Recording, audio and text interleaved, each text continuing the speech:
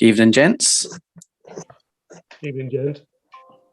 I will be on totally mute tonight because there's a Deluan in the glass at the moment, and but I'll be just listening. No worries. I'm sure there'll be plenty of banter as well, so feel free to join in whenever you like. I know. And something else, I'll switch off the clock. You do not want to hear those. Evening, Phil. Evening.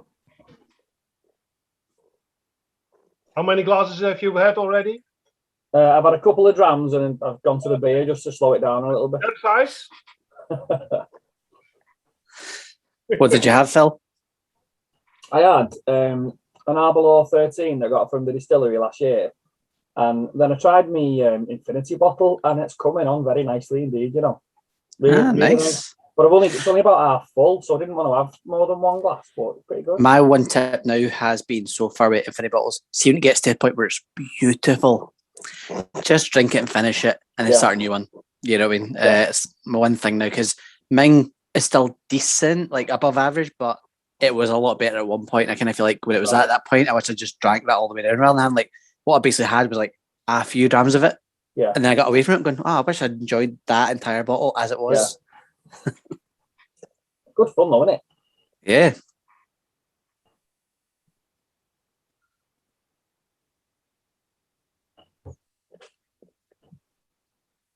I'm not sure. I mean, challenge, you know. Do you know? I don't know actually, because there's not really that many instant apologies, like one or two. But I don't really remember everyone like explicitly agreeing that they come along either. Yeah. I know Tom and Nick at least. That's. I think anyone else said they were coming. How many did you send out? There would have been, because equal splits, there's 14 of us in total, including myself. Right. But then I know Ryan's finished his, Ben's finished his. Yeah. I'm sure a couple of other people finished theirs. Plus, it's a Friday night. It's kind of hard to get everyone, isn't it? It is these days now. We're all allowed out for now. Yeah, well, God, this one, like, God sent those. Probably sent these out what 2 months ago, 3 months ago. Yeah. But this seems to be the most popular date, I think, for everyone. Actually, that's a good point. Maybe I can find the poll, see how many said they can make that date.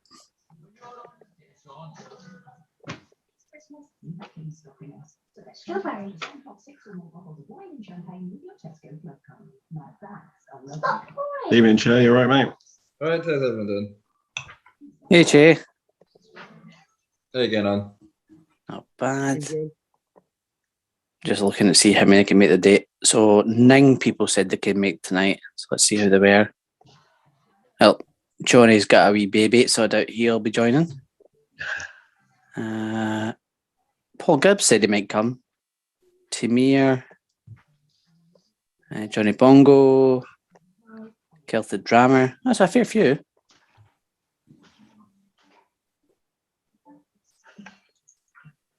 I don't see Nick on that list, but I think he said he was joining. Yeah, I think he's put out on social and Twitter that he's all set. He's all set, but he's not joining. He's just. Do you know, for a second there, I was like, Anthony, Nicky. Which one have you come as, Tom? It's what I get called at the weekends. I was about to say, Halloween's finished now. Just in case Ryan anyone gets confused when they join.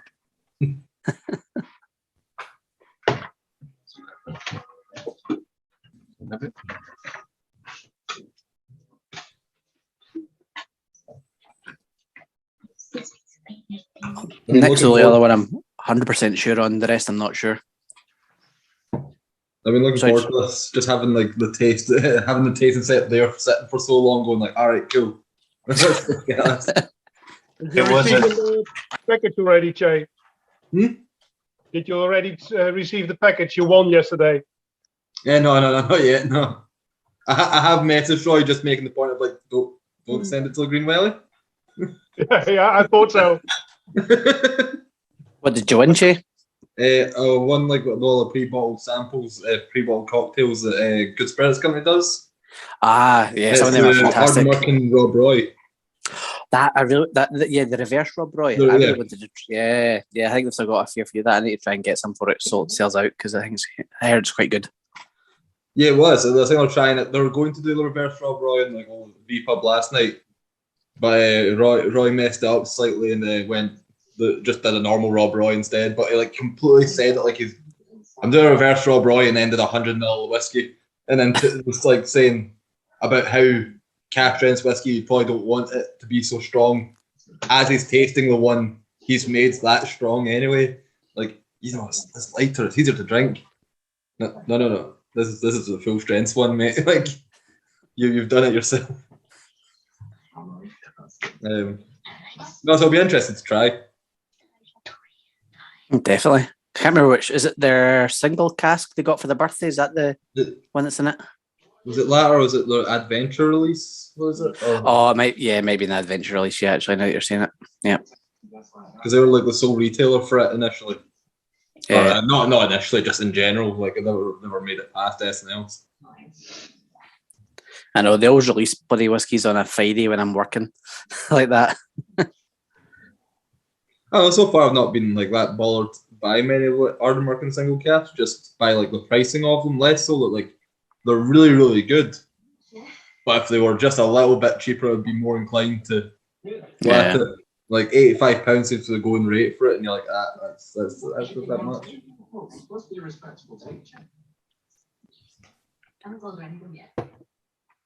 I think once Nick gets here, we'll get going because I'm not really sure who else might turn up. We have got a lot of slides to get through, haven't we, Al? Oh, loads and loads, yeah. Just me holding up my phone with things. Has work been crazy for you then recently? Yeah. We're trying to get a whole lot done by Christmas and I'm in charge, which is great. But then apparently people are really happy with the work. It's just bloody taking a big effort to get there. Yeah. The pre-Christmas push. Do you get time off at Christmas?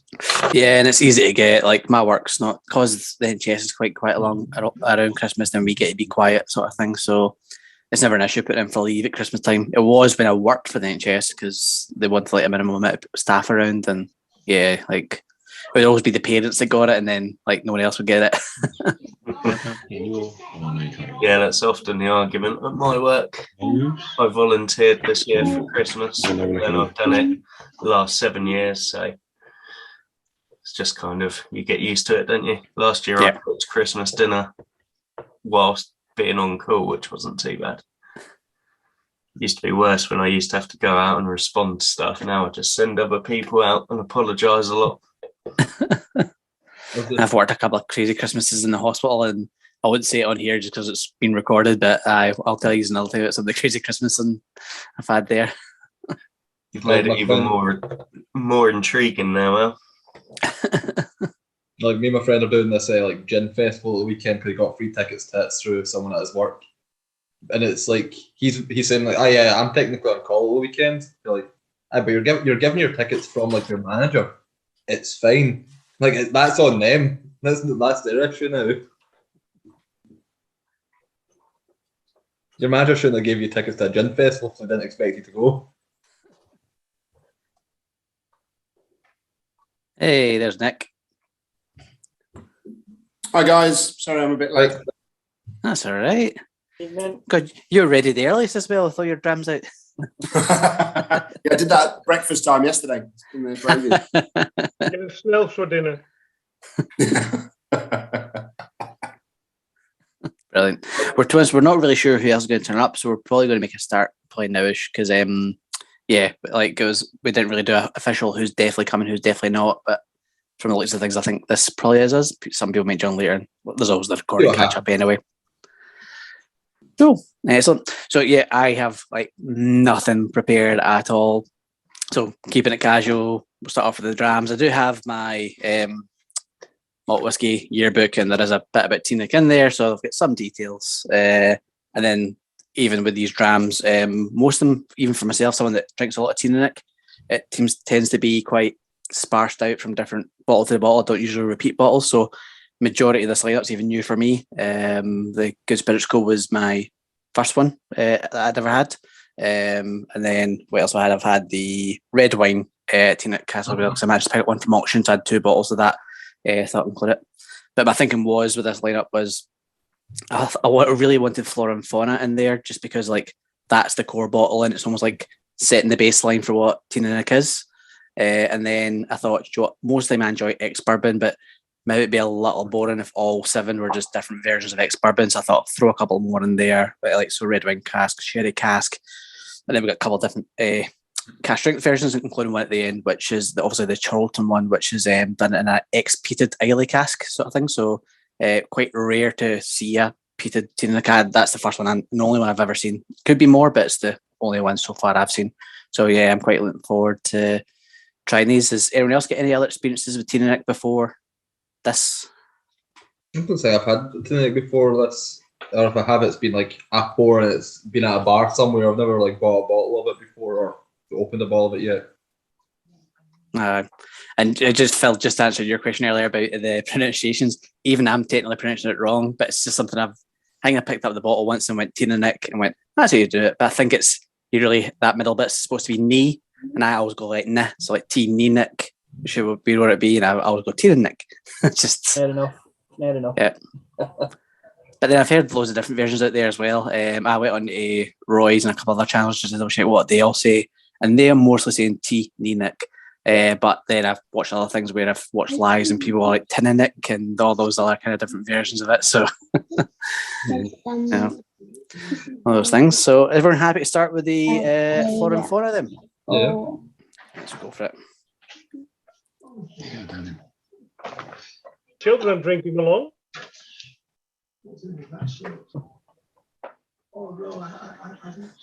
What was that, Pete? Are the Thanks, children sorry. drinking along? I know. I was like Petehead.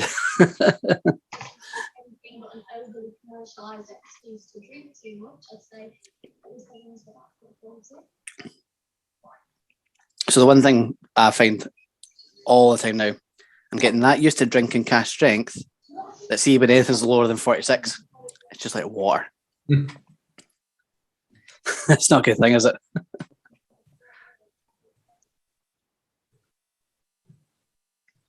Well, it's quite interesting though. It's not one that I've had before, but it's definitely a light whiskey in terms of like what you're getting from it, and even not just everything being toned down, but also flavour you're getting is like a little bit of vanilla, a little bit of apple, a little bit of fruit coming through, that kind of thing. It's not it's what you expected somewhat from Teaninich being like that kind of lighter space ice style. Yeah, I'm getting quite a bit of like shortbread and kind of fudgy notes and things like that. First thing I got, and I'm struggling to get past it, is like dandelion stalks. When you break a dandelion stalk, and I can't get much else after that. I kind of homed it, isn't it? Certainly an effervescent dram. Always get that with Teaninich. There's me saying it different there. That's just your northern accent there, Ryan. I'm the closest, I think. Yes, because it's just a little bit north of Inverness, isn't it? Yeah, it's about hour and 40 for me, probably. Kind of stone's throw from Dalmore, from what I looked at in the map earlier. Yeah, it's just right across a burn, pretty much. Yeah.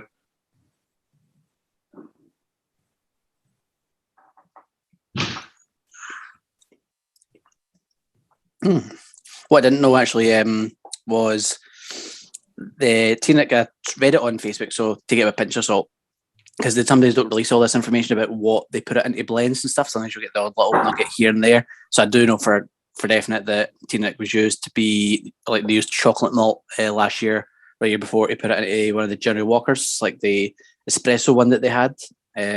So put it in that blend, but they actually, strangely, now one of my favourite probably distilleries, but they put their whiskey into one of my probably is my least favourite blend, which is Bell's. So I was like really surprised with that. I was like, oh God. But it just shows you like you can't really judge a distillery by things like that because, it just shows you what the barrels are capable of when you take it away from there.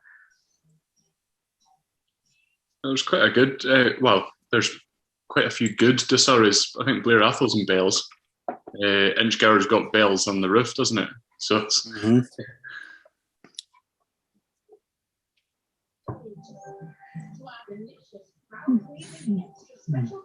It's good for setting a baseline. This one, I don't think now that I've bought Flora and Fauna now, I'm not sure I'd jump back to it and get another bottle. Given and knowing what else is coming up, but I think it's still at least interesting. Still good to get that baseline in my head because actually I didn't start there. I started with cast strength single cast Teaninich. That's retail price for this. That's just over £50, isn't it? Flora and Fauna. Yes, now and again you might find it a bit cheaper, but yeah, roughly 50. That's always the unfortunate thing with the official bottling from Diageo, especially the Flora and Fauna, is you look through it and you just go, like, you see it in the way we had it in like Time Room, everyone's done in like price and alphabetical order. So if you had it in like Teaninich, you'd have Teaninich next to independent bottling Teaninich, and quite often they'd be cheaper than it. They're like, for instance, James Eady. Same with Glenlossie or James A. Glenlossie next to it. I'm like, if I'm going to recommend one to you, it's got to be like the James Eady one because it's a belter. Like, they do really, really good stuff. And it's cheaper, same age statement, and like higher ABV, all these things that you want to have. Yeah, and that's actually why I exactly had that one next. Because for me, it was one of the closest in age, closest in ABV, still same style ex bourbon, but from a really good independent bottler. So I thought that'd be a really good next comparison sort of thing.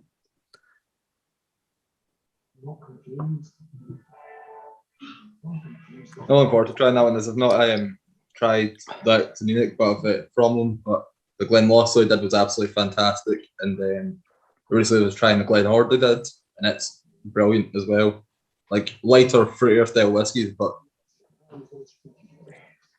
again, just having that little bit more grip and interest, that little bit more strength as opposed to what you'd have. Joe, that's another distillery that I think that kind of gets ignored. One of the ones that's really good, Glenhord. I really, really have enjoyed most things I've had from that. Yeah, that's the first Glenhord I've had, and I was very the first I've had it the other day, I was very taken aback by it. Well, I think I'm going to jump straight to the James E date and start doing a comparison. And wow, oh my God, straight away, that James E in the nose, that is such a better nose.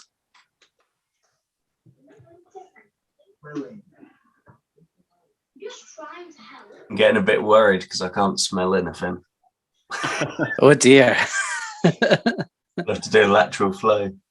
I'm getting like a kind of straw farmy kind of thing off actually there. Yeah. Oh, it's just me, but it's... I was struggling to put a word to it, but that can make sense. Yeah. It's like very different. Malt.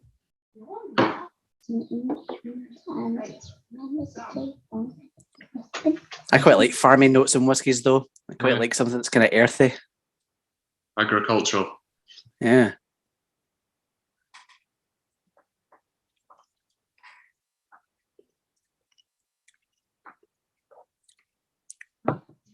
Yeah.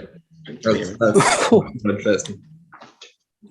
Much more interesting. It's kind of weird though. Like for me, it was quite a slow thing in my mouth. Like it's like, oh, I'm not really tasting much else, and it just built and built and built inside my mouth. Yeah. And then it was quite a long finish for something that at first I'm like, am I tasting much? I think I can understand why the Diageo bottles is the way it is. Like, it's very light, accessible. There's not any unusual flavour. There's just light and fruity and easy. This one has not necessarily challenging flavours, but they're not as obvious. Not quite as like obviously sweet either. Yeah. Because that James E is actually slightly an unusual one. I've not had a Teaninich like this before.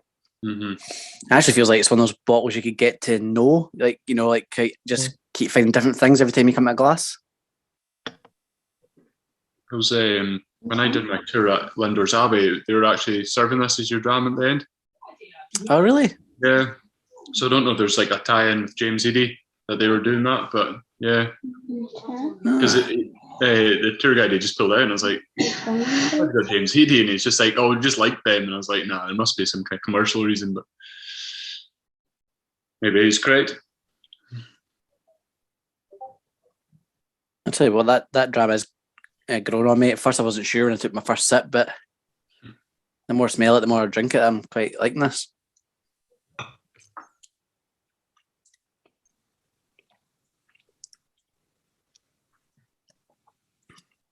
What are other people's thoughts? Listening to Roy always gets like a citrus, but with Teaninich, I always get a bacon spice kind of thing. Always find it quite gentle, and it's always there. I don't really catch the citrus. I don't really get that kind of, but everyone's different, aren't they? You know. Yeah, a lot of people say lemon when I've looked up notes, and lemon's not something I've ever really gotten from it.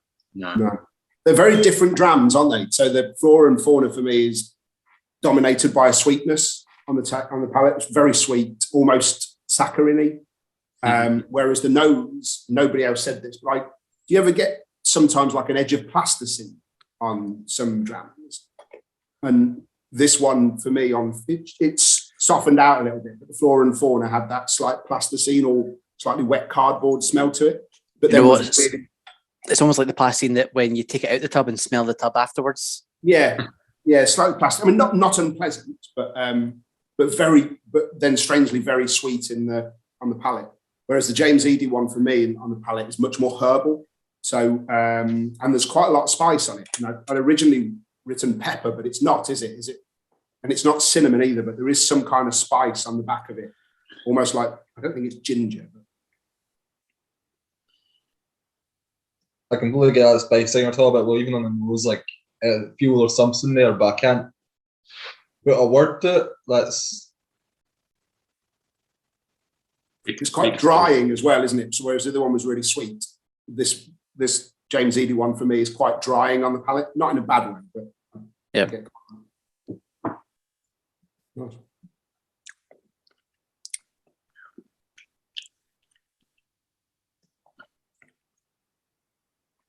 It's all on the finish for me. Very little on the palate. It all comes later. It's funny that's I've never seen one like that. That's like quite so like low in the middle and then just builds and builds and builds. But even like the nose suggests much more the palate gives you. Like the nose has more akin to a finish than it does the palate. Like the palate just again, that's I guess the thing with it being such a small batch bottling. You know, like you're more likely to have things like that come through, that flatness to it, as opposed to if you've got a lot of casks you can start playing about with. It's a bit easier to round things out to what you're looking for. Because James Eady usually just uses in their small batches 3 casks. Yeah, because in here I think it's just the 2 casks. It's a first fill bourbon, then a refill hogshead. Oh no, actually they put 3 cask numbers on here though. Yeah, it's usually 2 different cask types. It's usually as like refill bourbon and first fill bourbon, or recharge bourbon and first fill bourbon are looked at too. You see them quite often doing their small batch.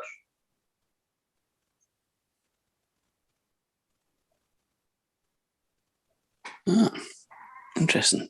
I kept all the bottles back just in case there was anything interesting on them. I've just put a drop of water in the James Eady one as well. And it on the nose, it really dials up the spice. Yeah. I don't normally add water to sort of lower ABVs, but it's worth a go, I think. Oh yeah. I wonder if that spice is related to its cut points. Yeah. I know they do things slightly different. It's kind of on the higher scale of cut points, and they also utilise a mash filter, kind of longer ferments too. So yeah, 72 hours I'm sure it is. Yeah. Or 75. Is that the same concept with that plasticine or wet cardboard thing as well? Is that about the cut points on the spirit? don't know, because I'd like to look at like Kilkerran. This reminds like a Kilkerran. You get that. I always associate it as a mineral. No, plasticine. It's like that kind of similar, like just kind of. I do relate with you there. I'm interested to understand what Kilkerran is, because they kind of seem to be not Campbelltown for Campbelltown. They're kind of their own thing. I still maintain that. I think when people talk about like Campbelltown, they're not talking about the region as a whole. They're really just talking about Springbank. Mm-hmm. Like what people expect from Campbelltown isn't a regional thing. It's just one distillery. Because then you also have the same thing when you have unpeated Glen Scotias and people talk about it like, oh, this isn't what what Campbelltown should be like. You're like, well, what? Because it's not Springbank. Because it's not that 1 hour distillery that's there. Cool, no worries. Yeah. It'd be interesting to see if that changes now, the fact that they're going to be building new ones up there. Or taking over existing ones. I can't remember quite right what they're doing now. But I wonder if some of these other ones will try and essentially go for a similar thing as what Springbank is doing because of the fact it's what people expect. Not everyone. Isn't the new one going to be owned by the Springbank?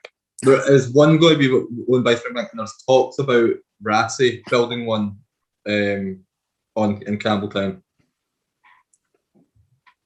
The thing I was confused about the Springbank taking on a new distillery, I was like, well, make Kilkerran more full-time first. Right. You know? Sort out your manning issues. I guess the issue allows them the freedom to move further in the future, if you know what I mean, like having 3 sites as opposed to just, if you have, I know they could do is just do more with the ones you've got. Springbank's shut 3 months, Darwin's shut 9 months. Maybe like sort that out, but I think it's hard, isn't it, when you've got that long to wait until the decisions you make now actually make an impact. Do you want to say make more whiskey now? Let's go full steam ahead. Let's do 12. Work full year on both sites. But by the time you start, that whiskey starts actually having an impact in 12 years. Nobody cares. Nobody's interested in it. Mm-hmm. Sure, we've got so much more of it now, but nobody wants it. I suppose they might need to corner the market as well, because it could be in 12 years there's 10 more distilleries planned for Campbelltown. Do you know what I mean? Yeah, it may be harder for them to actually get sites themselves. Yeah. We were there a couple of weeks ago, and they've just doubled or tripled the size of the warehousing. They've got brand new warehousing on site. So although they wouldn't say anything directly, the whole feel was that they had decided to significantly increase output, both for Kilkerran and for Springbank. But it felt that the Springbank limitation now, probably always had been the floor malting. And there was no sign of any change there. So I wondered if that was more of a sign of perhaps ramping up the Kilkerran piece and producing more there. But we'll see. There was suggestion of maybe bringing barley in from off-site, but that would be quite a change to the USP. So, but it did feel from the infrastructure that there was plans to increase the output. I think the limitations in Campbelltown, from what we heard when we were up there with Frank, was that it's attracting people to work there. So Glen Scotia were like, oh, you can have a job if you want, basically, because they struggle to attract people to go and live and work full time, I guess, in Campbelltown. It's quite a remote area and hard to get anywhere quickly. Yeah, like on a map, physically, it should be really close to me. It really should be. Nope, but getting there. Yeah. As long as you cut across Arran, you're fine, Alan. It's 160 miles. It says on the boards near Glasgow, as far as I know. 160 miles or 150 or so. And it's not a straight line. It's far from a straight line. Yeah. It's a long, long road. Yeah. A very, very long road. Yeah, you essentially just drive up a U shape all the way up and then all the way back down again towards Glasgow, but you just happen to be on the other side of the water. You don't have any excuse anyway, Alan, because I met Frank there and he travelled from the Netherlands. So I know. I was sitting there trying to convince some friends to go. I was like, let's go, we'll do this like before the new year, let's do it. And then just like everyone was like, so everyone's game for it. And then you say, right, so what dates can we do? Nobody's responding. Brilliant. One person responded with the times that you could do, and it's like, aye, it's a problem. I guess everyone's kind of got used up their holiday time by this point. So we'll need to ideally, hopefully, we'll work that out for sometime next year. Glen Scotia were talking about starting tours up again in the new year, so they're still not doing them now, but they said probably January. It'll be interesting. I really do want to make the point of go to Campbelltown because it's more awkward to get to a lot of distilleries here, but at the same time, again, other people coming from like all over, and I'm going like, I need to like get a train and a bus, and like that's it. Yeah, it's hardly, you can hardly turn around and be like, nah, that's not an excuse at this point. No, it's just the fact that it's when you're on holiday, you do those silly things by traveling that extra 100 miles or so. And it's not when you're living there and have to do it every day. That's a huge difference. Yeah, I think the other thing about living here as well is like, if I was to go there, I know I would probably be the designated driver, sort of thing. Like, you know, me and my wife took a trip where she can't drive, but then it's like, I probably drink whiskey while I'm there, so I'm going to have to plan a night over or something like that. Yeah. You know, just like, and then go drink whiskey too. It's a similar thing for myself. Even like if we were going, either someone would be driving or would be taking public transport. But if you're taking public transport, you definitely want to be fucking making it like an overnight thing, just to have it be worthwhile that amount of time traveling. I don't want to start sitting that Campbelltown bus for that long to just get it back the same day. Yeah. How was your trip, Nick, then? Success? Yeah, loved it. Yeah. So me and my old man did Isla exactly 5 years ago, and we were going to do that again, but he's got osteoarthritis now, so he can't walk very far. So Campbelltown felt like the perfect compromise, really. So it's 9 hours for us. So we drove up, circumnavigated Glasgow, and then there's a couple of small ferries. Is it Gurrock to Dunoon, and then Portavady to Tarbet, and then drove down. And it's just beautiful. And we were so lucky because it could be really shit weather at any time in the year, couldn't it? But we travelled on the Monday and the weather was bad. We travelled back on the Friday and the weather was bad. But the 3 days we were there was just wall-to-wall sunshine. It was absolutely glorious. Brilliant. So, and there's a gin distillery as well. So when you get bored of whiskey, you can drive up the coast. And we went to is it called the Boar on the Hill or something like that? And they were just It's on the east side of the Kintyre Peninsula. It's on the east side of the Kintyre Peninsula. That's right. Yeah. So it's the family, I think, third or fourth generation that have owned this big country house and all the acres that come with it. And obviously they're struggling to make it pay for itself. So they've got all of these different ideas. But one of them is this gin distillery. And I'm okay with gin, but often gin for me is quite single dimensional. Gin tastes like gin. Do you know what I mean? And the difference for me is trying to find a gin that you can drink neat. So as soon as you can find one that's interesting enough to drink neat, you know you found one that's really interesting. And they've got a couple of gins like that. So really worth going up. And she and her husband live and run the place. And she gave Dad and I a tour. So there's only two of us on it. And that was great as well. And so, yeah, really enjoyed it. There's not a shitload to do outside of the distilleries, if I'm honest. Although I suspect in better weather, we'd have got, if the ferries were running, we'd have gone and spent a couple of days on Arran as well, I suspect. But it was harder to get there at this time of year. Mm-hmm. And then we stopped at Auchentoshan on the way back and did a morning tour with them. which, if I'm honest, felt a bit bland in comparison to what we've done in Campbelltown. But the scale of what they're doing is quite interesting, even if the whiskey isn't quite as exciting. Sorry if there's any massive Auchentoshan fans. Their triple wood follows me around like a bad smell. Wherever I go, there always seems to be triple wood on offer. And yeah. Did you go for breakfast, Nick? Whereabouts, mate? At the cafe I recommended. Did you end up going for any black pudding? We didn't. No, we had. Where did we eat? We went to. You missed out. You had the haggis on nachos, though, didn't you? Yeah, we did. Yeah, so we did. Is that the Black Sheep or something like that? That hotel. Is the hotel attached to the Black Sheep bar? Yeah.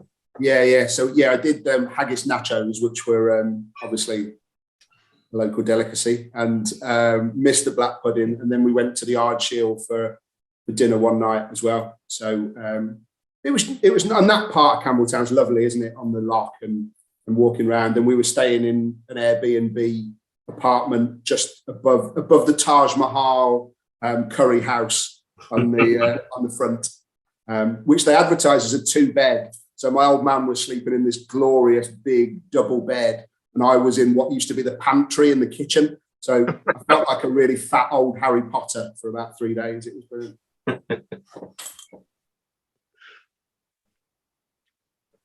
But I've got the cage bottle in for you, Alan, as well. So that's all packaged and ready to come out tomorrow. So that was good. Nice. The cage was open again. So it was worth it just to see that. I appreciate it's just a Billy Buck case with a chicken wire front. But nevertheless, I felt as if I'd experienced something good.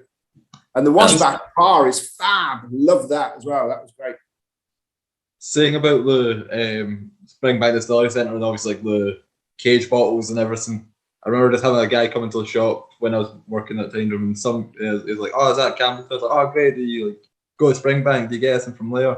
He's like, "Oh yeah, we went. I didn't really buy anything from there. It just didn't really look that great. Like the labels weren't that interesting, and like had the damage on it. Like it was just a water cooler with whiskey in it. Like, oh, who cares?"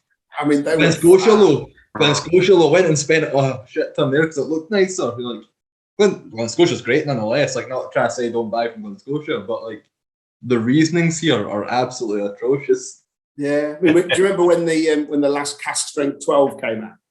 And I remember it selling out everywhere in about 1.7 seconds, and just getting really frustrated about it. And they've got shelves of the stuff, so that was great as well. Just really get a bottle of that. But those demijohns, those bottle we wrote, were fab. The long row is just, I thought, to die for. It was absolutely fab. So I bought 20 CL and punished myself all the way back for not going for a full bottle. But yeah, no, glorious. Really lovely. Oh, brilliant. I take it Johnny's sent you the money then for setting everything up in that. Yeah, if that's all right. Yeah, so I think, have you done, yeah. Is it tomatin? Is that what it is? Or yes, I've ordered that. That'll come here probably next Wednesday. So after it gets here, I still need to order bottles now anyway. Well, I think I've got all the 30ml ones. So I think I should be able to be fine for that. I think I'm just waiting on that bottle then. Are you sure you're okay to do it? You haven't got a lot of experience with it. You're okay, yeah. Yeah, I'll be good. Thanks for doing it. I'll no, that'll go in the post tomorrow from the post office. Cool, no worries at all. Right, I think we're going to move on to the Red Wing cast. This will be a first for me. Oh no, sorry, it's not first for me. I've had this one. It'll be a first for a lot of folk. The Red Wine Teaninic's not exactly a common sight. I had it for a while though, so it kind of new to me.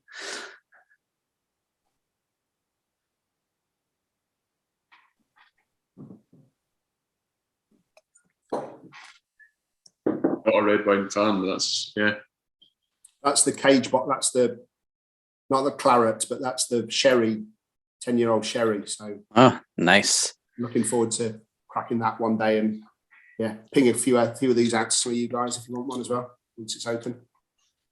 Did you see there was a photo of you and your dad on Aquavite Facebook? I don't know if you're on that. Yeah. That's when I realised how old I was.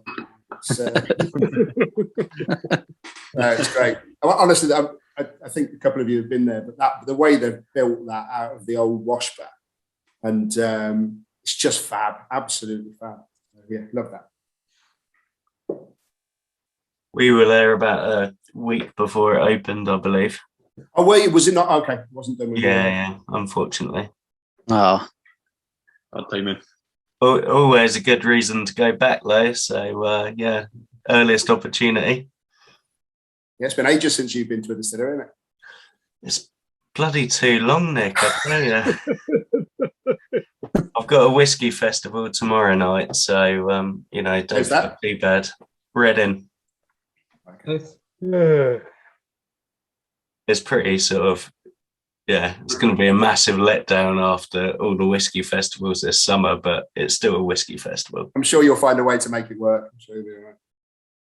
you just reminded me, and it set a reminder on my phone to buy tickets for the Glasgow Whisky Festival tomorrow. Ah, bastard. Jay's going to that as well, aren't you, Jay? I'll need to get tickets, yeah. Yeah. Which session are you aiming for, Jay? I'm going to go for probably the afternoon session, I think. Yeah, I'd probably do the same, just out of like not drinking nonsense in the morning. Or not in the morning, but in the early afternoon. Yeah, not like that. I don't really fancy being in Hampton at night time, so I thought I'll get the earlier one. No, we ended up doing like Stirling Whisky Festival a couple of weeks back, which was quite good. That was the first whisky festival I've been to. My friend managed to get tickets to it just through he runs like Ayrshire Whisky Group, and someone had to back out, and they're like, "Oh, I've got 2 tickets, so we can't go anymore." So he was like, "Yeah, I'll take them," and then straight away just went on the chat. Anyone interested in doing this? Because I don't want to go myself. I was like, yeah, I'll come. I'll definitely come to like a whiskey festival for not paying like anything to it. So like just travelled up to Stirling. It was really interesting. There's some good stands in. Murray McDavid had a stall up, which don't really see much from Murray McDavid, to be honest here. But yeah, like they did that 6-year-old Leipzig, like Safe Haven they call it. It's undisclosed distillery called Safe Haven, right? 6-year-old Leipzig is absolutely fantastic, full money. What You don't know what year it was, do you? Jay? You got a link for that, Jay? Yeah, I bought it at the place, but I think you can find it online. So literally just like type in Murray McDavid Safe Haven and you'd find it. I say it's about £45, 44, £45.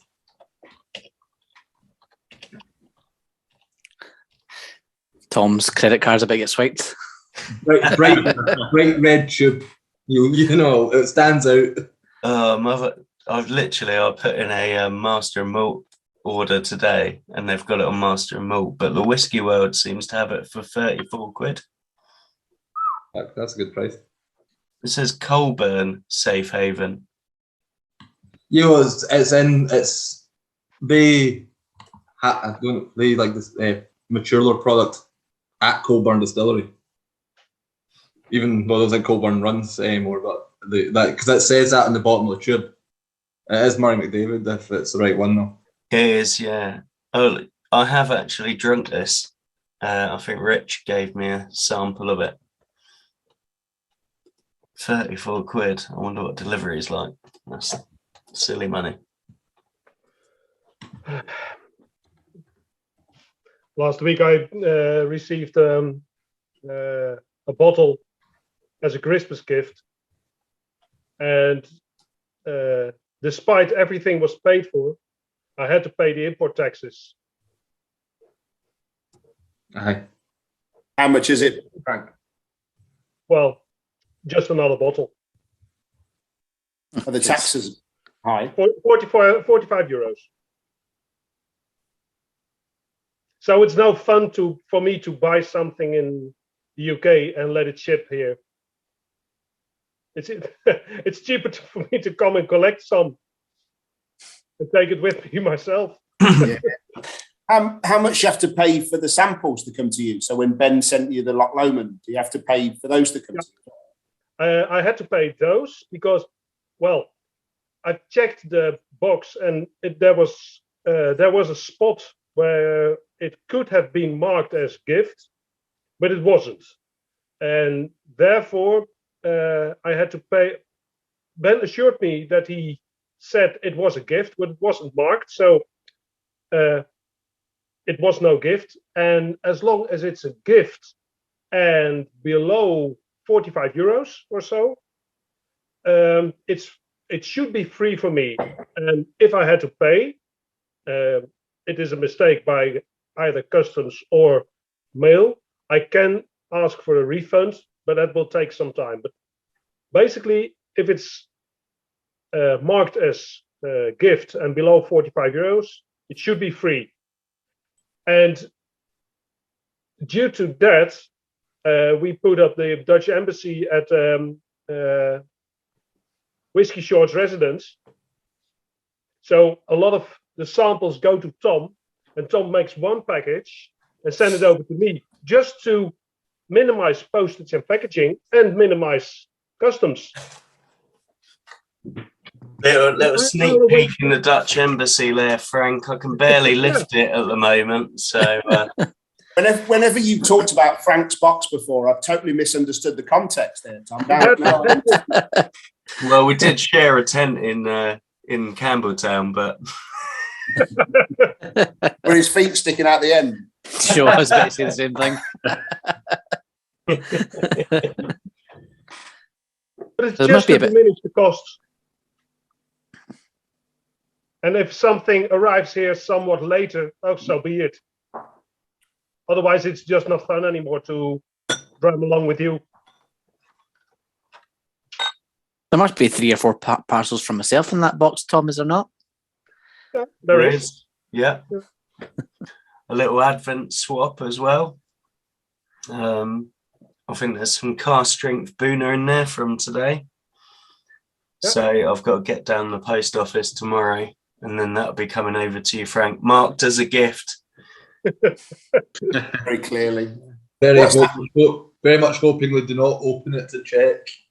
Well, I'm gonna wrap the inside box in Christmas wrapping paper and then put it in an outside box and then send it. Like it as Christmas gift or so. Yeah. What's that cask strength burner like? Is it good? Mine's downstairs, but my one had leaked slightly. I think when Ben was pouring it, it had the telltale signs of someone who stuck their label on before they poured the whiskey in the sample bottle. Amateur.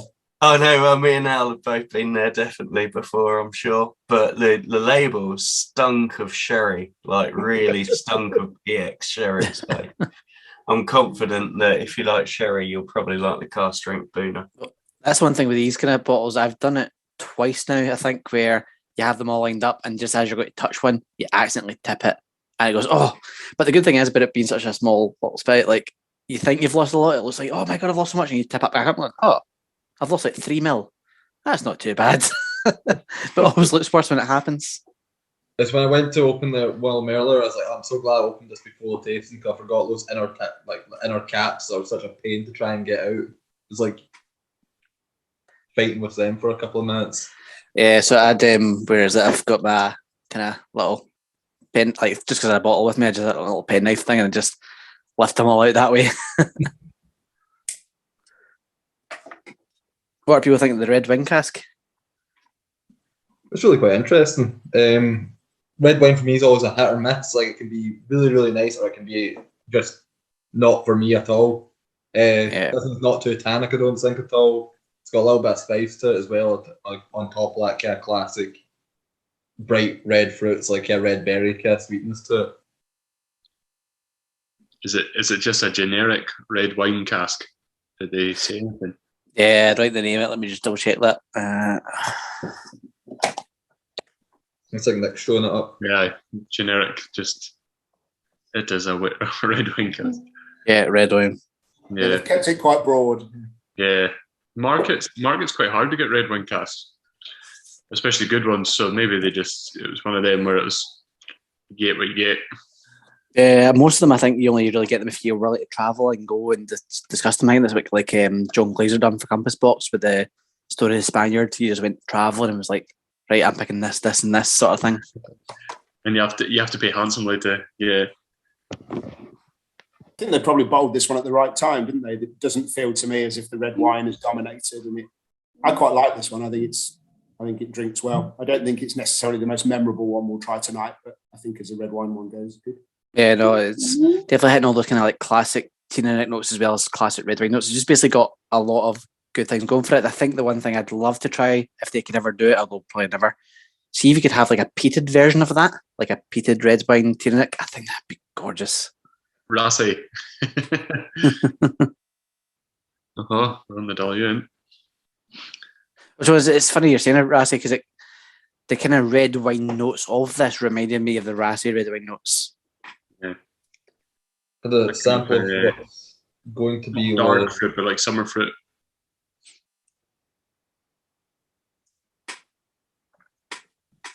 Just on the mention of Rassy, like a while ago, had a tasting with McLoughlin, however you pronounce that. I don't pronounce it right, probably, but someone might. The folk will do that. We had a taste with them with Irish Whiskey Group, and they had a cask sample of the electric port cask in it, and everyone tasted it's going like, this is perfect the way it is. We should probably bottle this now. And now they're like, nah, we're gonna hold off like months. Like, this is a core cask. This is a bit of a like time sensitive cask for that. But I've not tried what I've done, so I don't know if it's ended up being for the better or not. But the going thing that people were saying was, this tastes like what Rassy wants to be. Yeah. Well, I think a lot of distilleries are now in a really, very, very peculiar position because a lot of them can't get bottles. A lot of them are going to have to see if it's like the whiskey's ready. They're going to really have to probably just dump it into totes or leave it in there and see how it goes. But the bottle thing's apparently becoming quite a bad thing. I've been talking to a few shops about it, and like they're going, yeah, like we're getting less and less on the shelves because a lot of distilleries are keeping stock back for themselves to do certain things with, or the preferential suppliers and things like that. So it's it's quite a change now in the whiskey shop scene. You know, like literally everything ready can get bottles. Yeah, not sure about that. Well, from what I've also heard from other people, even though they're ready to go and sell it, the whiskey from some people they don't think the whiskey was ready, even though they're going to just go and sell it. But you can, well, I'm sure you all know who the new manager is going to be, judging by the video they just released. It's very obvious. He's just left a massive distillery. I never saw the videos, but I'm guessing plenty of the people that just left. The guy that manages Lefroy just left, didn't he? That's the person I'd think of, but I didn't. The video, they tried covering it, but it's obviously John, and he's moved to Glasgow. So his partner's, well, he's got family in Glasgow now, so he's basically made that move. So it makes sense for him. Nice and local. Hard though, new brand, but it was Mm-hmm. But the glass thing I didn't really believe. I know there's cork and cardboard are massive issues in the industry, but I think they more maybe are trying to align with the whole Burns thing, because funnily enough, they're now going to launch Burns night time. So I don't know. I don't think Burns night oversteps what the market at Christmas would have been. Well, you know what I mean. I get the rationale. I agree with the rationale to some degree, but I think in terms of like straight up trying to make sales quickly, and Christmas probably sells better than Burns night. Yep. It's funny with the Christmas thing, because I was talking to Matthew about it 2 nights ago about Lochlear, because they've obviously couldn't get bottles delayed and they're looking like January, February now. And they were talking to Matthew about, because they'd visited them, Matthew and the other guys from Good Spirit School visited Lochlear, and talking to them about it and going, right, when your bottle's ready, oh yeah, it should be soon. Then all of a sudden news came like, no, we're not getting our bottles.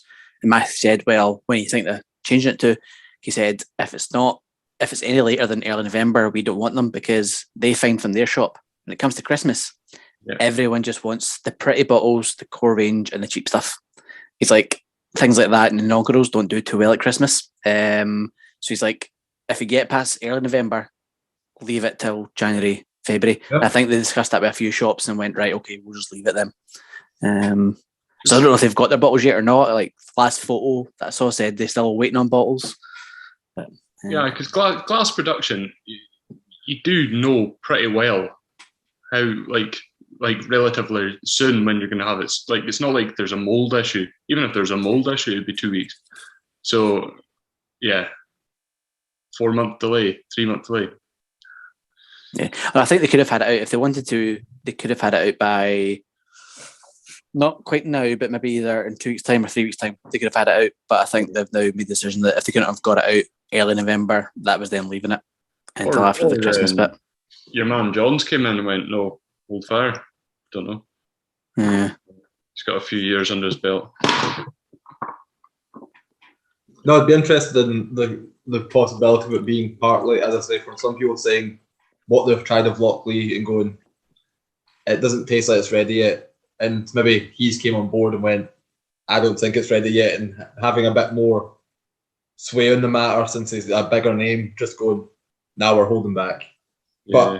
But that's again all speculative, there's no idea of whether that's the case or not. It's just people suggesting. Hey, Luna. Good to see you. What's in the glass? I've got some tomatin in the glass. One of these 3 wine cask finishes. Give me a sec. Ah, Riv Salt. Yeah. I don't know if I'm pronouncing that correctly, but that's how I always read it, Riv Salt. No idea if that's right or not. Rivaltes, I think. I think it's a Spanish wine. Looks at least Spanish, the word, I think. I think it's French. No, it's French. It's part of the French collection. So Sauterne, Riv Salt, yeah, that's whatever. French. And then Cognac was the fourth that came later. Yeah. Montbazillac and Sauterne. French, yeah. Yeah. I quite like Sauterne casks. Yeah, it's underrated. Kind of easy, I think, with tomatin. Oh, they're nice. Yeah. That's one night. Yeah. We a few of us are looking forward to our bottle share consortium tomatin that we're getting. The white port from Kenny Dramore. Nice. Oh, wow. White port. I Can't spoke. wait for that. How is white port still white when it's in casks? Does it go into casks? How long? Well, so if you look at it probably doesn't. So even though it's white port, I don't think it does take on a good colour, because if you look at Kenny's photos of the Dramores, that tomatin white port is a lot darker than a few other bottles in that lineup. Okay. Interesting. That's interesting. That's a good question. I now want to know that. I mean, white wine goes into casks. Chardonnay, I think, is also aged in oak casks. So, why not white port? Yeah, well, I think there are a few white ports out there that take on a fairly golden colour. Mm-hmm. That loves to come. I just don't know how long they leave it in. Like how long is an aged white port? I have no idea. Is it months, years? Really have no clue. No idea. There's a fair bit of colour in some of these bottles I'm looking at. For a white port. Yeah, they can be fairly whiskey-ish in colour. Oh. Wasn't the Ben Nevis last time white port as well? Not the Yes. The one was that German bottling, or I think it was for the UK. Yeah, no. Well, yes, it was export ones, but they released Good Spirits Co. managed to get some of them, like 6 bottles or something. It was like something tiny. Did you get one? Yes, I happened to be one of the tastings just before they released it, and they said, "Oh, go stay to Victoria." And first time ever I've managed to reserve a bottle in a shop. It's like, yay, finally! I've spit enough fear. I feel like first time reserving one. I presume it was good. I've actually not tried it yet. I'm holding on to it for specific reasons. I actually sent some to Nick and Dave at Whiskey and Things podcast. So I sent them a few different ones, and I'm going to be on their podcast at some point soonish. Like they've sort of got a date in place, and we're going to go through. So we might potentially. I sent them a few inaugural whiskies. Like here's inaugurals I managed to get hold of. and then I sent them 3 Dramore ones. Like, so here's some nice independents. So I don't know if we're going to have an inaugural themed podcast or we're going to have a Dramore themed podcast. It could be either. Or 2 when you get there. Yeah, both. Exactly, 2 parts. So yeah, I'll go on there at some point. I'm going to, at that point, I want to have my first impressions the same as their first impressions. So I purposely held back from trying it so that I could get the same experience they're getting of like my first time trying it. Great. Good. Well, a quick Google, Luna, tells me that white port is often aged in stainless steel containers, but when it's put into casks, it gets the golden colour that Ryan was showing us. And Alan, for you, it's below 3 years and normally 18 months it's aged for. Okay, that makes sense. So there you are, really power of Google. So it's a really young port. Some ports are really old, aren't they? So 20-ish years, 30-ish years even. Which makes you think, because there's a fair amount of white port out there, makes you think there must be a fair few barrels getting about. Maybe that's why we're starting to see them in whiskey now. Cheaper than sherry casks. Right, guys, I'm going to move on to the first cast drink tonight, the Thompson Brothers. Oh. Yeah, good one. Do you know what? I've actually, and I don't know if it's, they were kind of saying, like, we'll reward people if you say, like, you've opened your bottles. So I posted 3 open bottles in one go, and I've had 3 successful ballots in a row. They are, I've noticed they are really, really on the wall with everything with that now. I was looking for an old Teaninich post on Facebook, so now and again I'll save a post. Couldn't find it, but I did find an old Thompson Brothers post. And I went into it, and it was all about one, because they're really, really anti-flipping. Although I think it's slightly hypocritical, because I know for a fact they've sold to fund what they do. I was going to say, yeah. But yeah, so like, but in this whole thing, because they did a thing where they would, like, let's just say there was a bottle number in here, which I think there might be. Oh no, there's not. Let's just say it said bottle like 69 or whatever.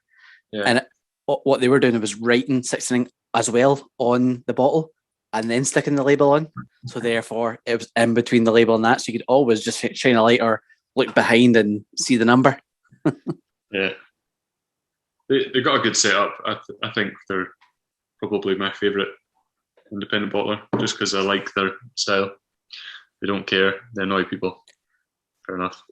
Yeah. Totally on no one else's terms. Do what they want with their distillery. Yeah, cool. Yeah.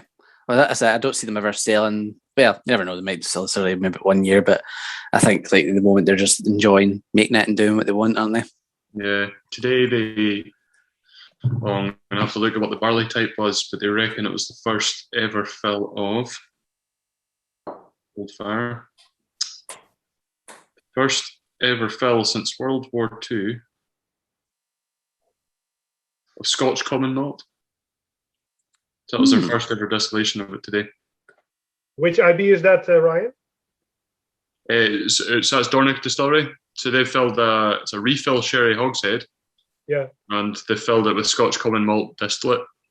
But which independent bottler? That's Thompson Brothers, but it's Dornick Distillery. Okay. Yeah. I do not know if they deliver to the Netherlands, so. I think they might actually, because I feel like they were one of the first ones to try and work out what was going on with international exports. Not a chance on the continent. I've never seen one on the continent. Never. Maybe not on the continent, but they were the first. So just touching on Alan, they were the first retailer to basically exclude VAT from everything. Yeah. So it basically then works out if you're in another country, then obviously it doesn't add VAT, and then it comes in and does all your taxes for you. I'm pretty sure they sorted that out. They're very forward thinking at the time. Yeah, it's just more one you need to buy direct, because I just don't think they're even though they might be sending to shops here. I don't know if they're sending to shops abroad. I think it's more just they'll sell direct to you if you go into their website and win a ballot sort of thing. Then I think that's how they're doing it. Yeah. Just takes half a year to get here. I've got a error 502 to pick up. Actually, still haven't picked up yet. Oh, one of the Caskins ones. Yeah, it's a Highland, so I think it's Blair Athol. Nice. You don't let us know how that is. I wasn't really. I wanted to get one of the Cascade ones just to see what Cascade's like. I've just thought, oh, that's a nice wee experiment, but I wasn't lucky in the ballot because I've picked most of my Thompson Brothers ones up from not direct from them, but from like Good Spirits Co or somewhere like that sort of thing. So I don't think Thompson Brothers realise what the amount I've bought from them. Yeah. Well, it's I've just got that Klein Leash they've just done as well, the rum cask. Fantastic as well. As soon as you drink it, you know it's Klein Leash. God, it's nice. Which one's that? Give it 2 seconds. Was that the Royal Mill Whiskies one? Yeah. Right. Oh, is that one that had all the kind of like little? Yeah. Kind of Griffin. Yeah. So their labels are great. You asked, but Jason Whiskey Rover, he basically, because it says Highland on it, he's very good at just asking questions and telling you exactly what it was. And he went Klein Leash, and it's something to do with a blend that was in years back. So that's basically part of the logo. So I was stumped for half an hour, couldn't find out what it was, and then just asking him a question. He's like, "Yeah, it's this." So, all right, thanks. So what does the rum cask do to the Klein Leash? It just makes it super sweet. Okay. It just tastes like it's like Klein Leash and sugar. Very, very sweet. But yeah, works really well. Didn't think rum and Klein Leash would combine, but there you go. Rum's probably my least favourite. Yeah, I'd say that as well. Like, it's not that I've not got a problem with sweet. I sometimes got a problem with like artificial sweetness like that kind of like Akron. Not even like Ball sweetness, but something's like that. Just like I can't think of it. Yeah. Like even like the smell of a candy shop as you walk in, kind of sweetness. Yeah, but there are some that slightly bitter, can't it? That saccharin piece can put a bitter. Saccharin's the one that's the note I'm not a fan of. If I get a saccharin sweetex type note, that's not for me. It's just a bit kind of like just sticks to my mouth, and I'm like, nah, that's not for me. But then there's other sweet whiskies I've had. I was in Scotch Malt Whisky Society last week, and I had a PX Cragganmore. That's what it was.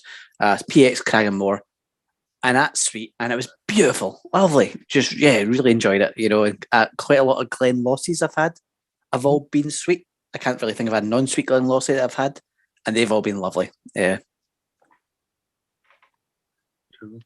Cragganmore, that's a rare one. Yeah, Scottish Whisky Society. I just happened to be in there, and a pal of mine now works there, and I just asked her for a recommendation. She was like, "Oh, wasn't it? Would you like?" Just to see if I've never noticed if my palate and her palate's the same. So I figured if she picks a good one, I'll just keep asking her to keep giving me recommendations. If she keeps hitting the mark, I'll just keep. Because I like something to be surprised rather than pick from the book. I'm like, just give me a surprise. They also have that much of a selection. It's very hard to be like, I want this specific thing. There's too much to look through. Just give me something. Give me something. You like whiskey, hopefully. Like, definitely. So what are people thinking of the Thompson Brothers? I'm quite enjoying this. I think this is fab. I think this is brilliant. Love it. Yeah.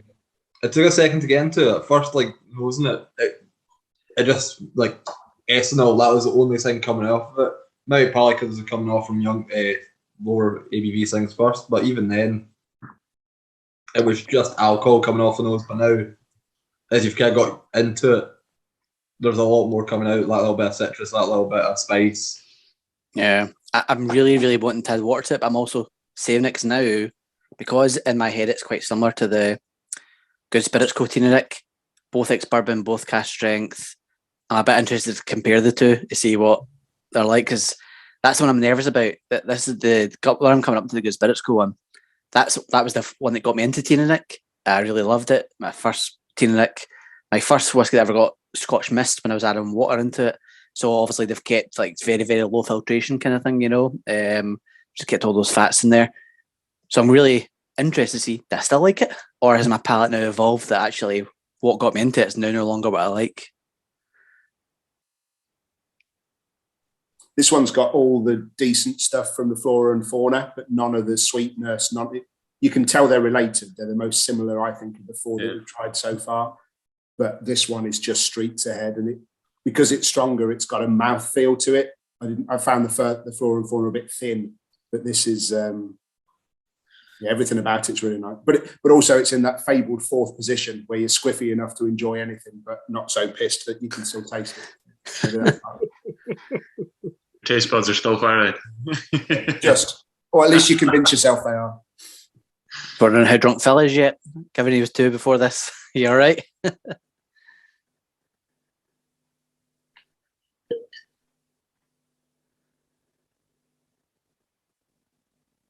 Smells like coconuts. Yeah, I can get that. Oh, sorry, I was talking about McLean. Ah. I just nosed the bottle and I was like, it's like desiccated coconut. It's like, oh. But maybe from this too. This one is waxy, isn't it? Yeah. I know you were talking about not as waxy as a Klein Leash necessarily, but the mouthfeel on this is really lovely when it just warms up in the glass a little bit. Yeah. Loving it. I've spoken to someone that used to distill for, and well, they distilled in the distillery. They distilled across quite a few, like Glen Elgin and that, and they said basically it was always aiming for like an oiliness, and I do get that. It's not too like it's quite thin, but it's mouth coating. Mash filters are cool. Show me photos of it. Yeah, I was reading about that on their on that malt whiskey yearbook about the way they filter, and it said it's like, even though it's fairly unique, it's a bit of a pain to like clean and rotate things out of it. Yeah, it's basically just super efficient. You just get as much extract as you can out of it. So their yields are probably like the best in Scotland, just because you're just squeezing the death out your draft at the very end.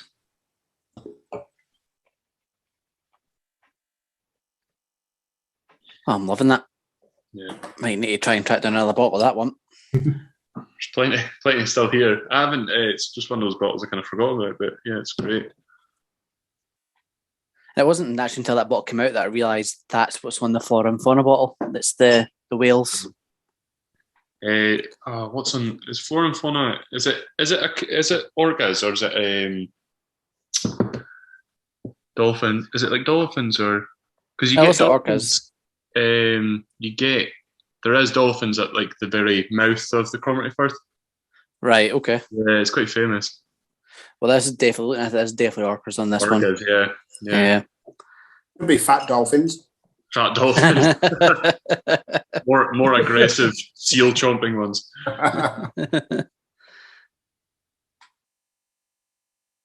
Yeah. That one's really nice. Like that one a lot. Yeah, me too. That's really good. One of them bottles of whiskey that you take it, like we'll be sitting at the kitchen table and I'll take it along. It's like, wow, that's actually really nice. That's a really nice label. See with some of these Wex bourbons, see with some of these where you get a really special one. To me, so far in the past month, it's been this and that Chorlton Longmorn. I've just been like, could just drink the whole. To the point where like, I shared out the whole bottle. Should I just get the bottle for myself? Aye, that's a Longmorn's a great distillery. Their core bottles are really good. It's just a shame about the price, but yeah, that's so many distilleries though these days as well. Like so many brands. It's just, oh yeah, that sounds like it's really good. Or you taste it, you try and go, this is amazing. Oh, it's too pricey though. Like. Glendronach's new single casks as well. Like for a while, we're sitting on like when some shops still have ones at $275, which is not cheap. But considering what they're trying to sell them at now, you know, like this 26-year-old single casks, like what? How can you like $275 is not cheap? It's not like I would never buy it myself, but it's kind of fair for what the market is. It's what that's what even nowadays it probably would be about that. Probably a little bit more. But you see like it's 600, 700 from Glendronach these days. You're like, what? How? Who's buying that? Oh, it's actually there's always something to buy it, isn't there? There clearly is because they sell out, but they shouldn't. I think just rich people buy that all over the world as an investment. I don't think these bottles are being drunk for £600 a bottle. I think they're just put into some safe. It's mental though, because that's like you go, like for instance, these incredibly expensive McAllens, these really expensive Glendronachs. You're just going. So you've bought this at the time where it's at its most expensive value, and you think, yeah, this is the time to get in and like buy this, and for investment. Not when it's at its cheapest and it's going up. No, it's at its peak. Surely that cannot be going up any much more. You know, that's my point of view. But surely that can't be going up much more. No, it's some sort of status symbol. When I was at Bonnehaven, I think it was 2019, there was a bottle of, I think it was 40 years old or so, and there were only 38, 39 bottles available worldwide. Only 2 were in Scotland. The rest all went to Taiwan, Singapore, and China. The people over there, not all of them, of course, but a lot of people are so insanely rich. A bottle of whiskey of several $1000s isn't a concern. Just some money. We can't imagine it, but for others, it's just some money. I missed that, Tom. What was that? 1990 what? Oh no. Well. Money to burn. Money to burn. Just chuck it away. Cheapskate. Tom, you should consider a career in music, really.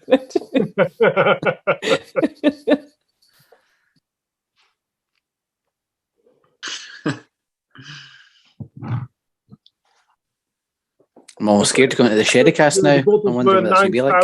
£9,000 each. Ooh, the sherry cast would be an interesting one. Just out of it being sherry cast Teaninich, not something like after like the lineup that it's been so far, like quite bourbon heavy. Well, I've got technically 2 sherry cast Teanichs. Well, this one and then the one I had before it was from the Whiskey Broker, but because I'd already opened it and shared a few drams, there wasn't enough in that to do in this split. Otherwise, that was going to be the dram instead of this one.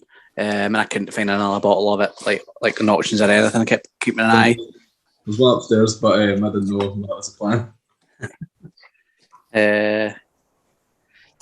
One of the ones doesn't say which sherry cask it is. Doesn't say whether it's Oloroso or PX or anything else. Because if it wasn't Oloroso, you'd probably want to make a point about it. Like Oloroso is almost a standard, so if it doesn't say anything otherwise, you expect it to be that. Yeah, especially like Cooper's Choice. You think they would be shouting about if it was anything other than... Yeah, if it was like Pedro Jimenez or Amontillado, you want to tell people it's that, because that's kind of quite special to some people, you know, it's unusual and different. Yep. Yeah. No. Got nice nose on it though, so far. Yeah, very fruity, yeah. I've actually, this is probably, not only is it my second sherry cast Teaninich, but it's my first Cooper's Choice. I've not really had any dealings with that as an independent bottler before. They're quite pricey in my mind for what they are, and again, having not tried it, well, you don't know what they are, but just on face value and without trying it first, that's all you can give it. To be honest, actually, maybe you boxed this one up for me, Shay, because I did get this from the Green Valley stop while you were working there.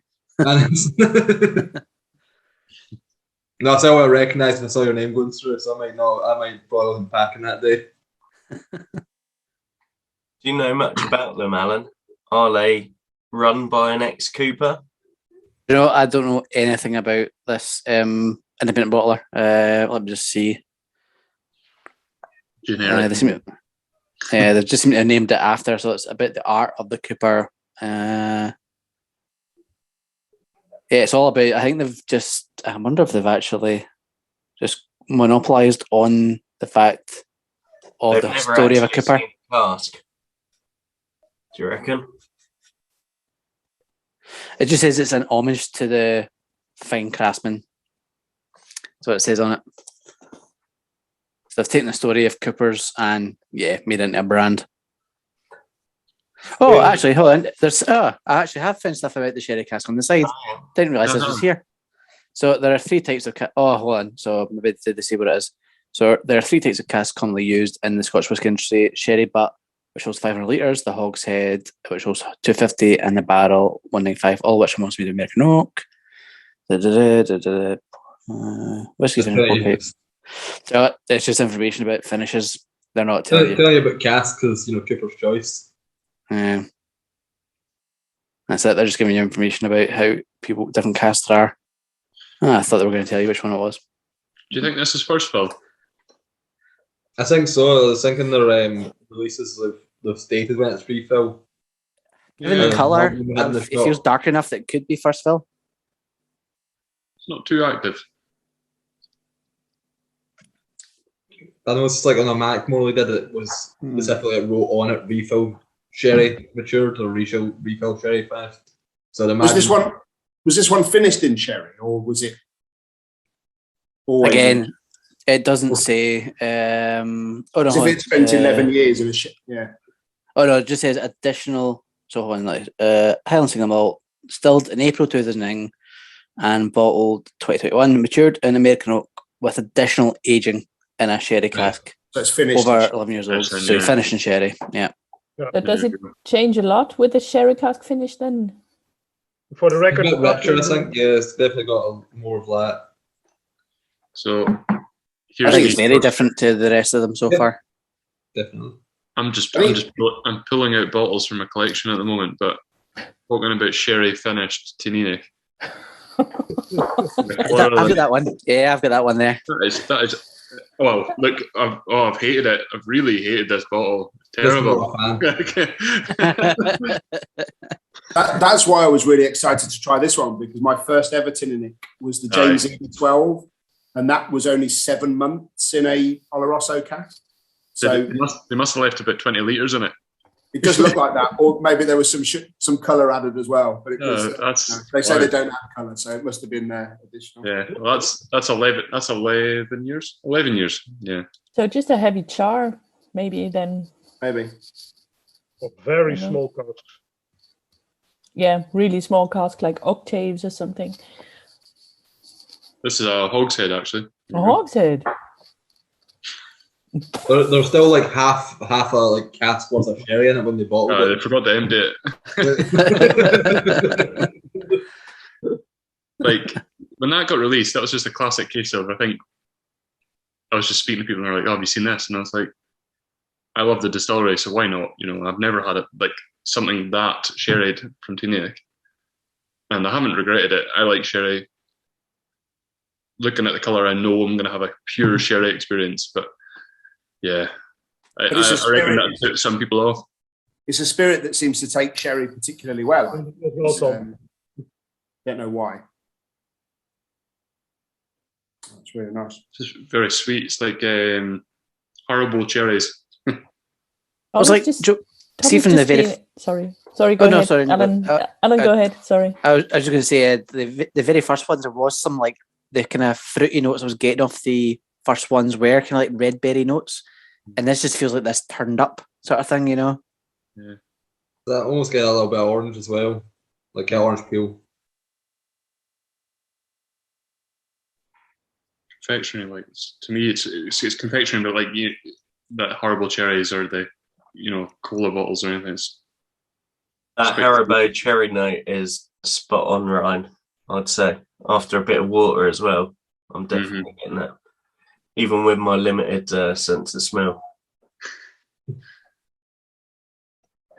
Sorry, Lynn, I was interrupting you. What were you going to say? I was just referring to Tom being extra nice and giving extra information on Cooper's Choice. Well, Phil accused Alan of not doing his research, so I thought I'd just help Alan out, seeing as he's been working really hard and Phil's a really nasty bloke. So Tom's going to do all my PowerPoints from now on. Tom is your assistant, right? I'm just assistant. That's the only role I want is assistant. You can take the lead out. But Tom, how far back is your sense of smell and taste then? Well, I only noticed it when we started this tasting. I can still taste. I just can't smell, which is a bit worrying. But my wife's got a bit of a cold, so I'm hoping it's just a cold. Yeah. After Jeff today, I hope Jeff hasn't sent me anything recently, and sort of like like when people sent anthrax or something, Jeff's just been sending out COVID disguised as whiskey, just swilling it round and spitting it back into the sample bottle or something. That kind of worried me at one point with I don't know if it was the Ardnamurchan or the Longmorn, but I took really ill at one point just after I sent them all out. I was like, oh no, what do I have? And I went for a PCR and all that. I'm like, I'm going to have to message everyone to say when that comes to the post, leave it just in case. But luckily it was a negative result. So I'm still okay to drink this, yeah? You don't want it back, all right? If you receive anything from Al, you've got to put it through the dishwasher before you touch the bottle. You've just got to get through at 150 degrees. When you hope that seal's really secure. That's it. Like just fire in the dishwasher, hoping that seal's not going to burst on the way through. A friend of mine, she's a doctor. She said that at the beginning of this whole COVID crisis, she said viruses usually last 48 hours maximum on dry surfaces if they are not kind of kept in fluids all the time. So 48 hours max. Normally, it's just a few hours. So. Well, given Phil's current postage situation, I'm sure he'll be fine. Absolutely. Out of the woods, unless it lasts for 48 years, I'll be all right.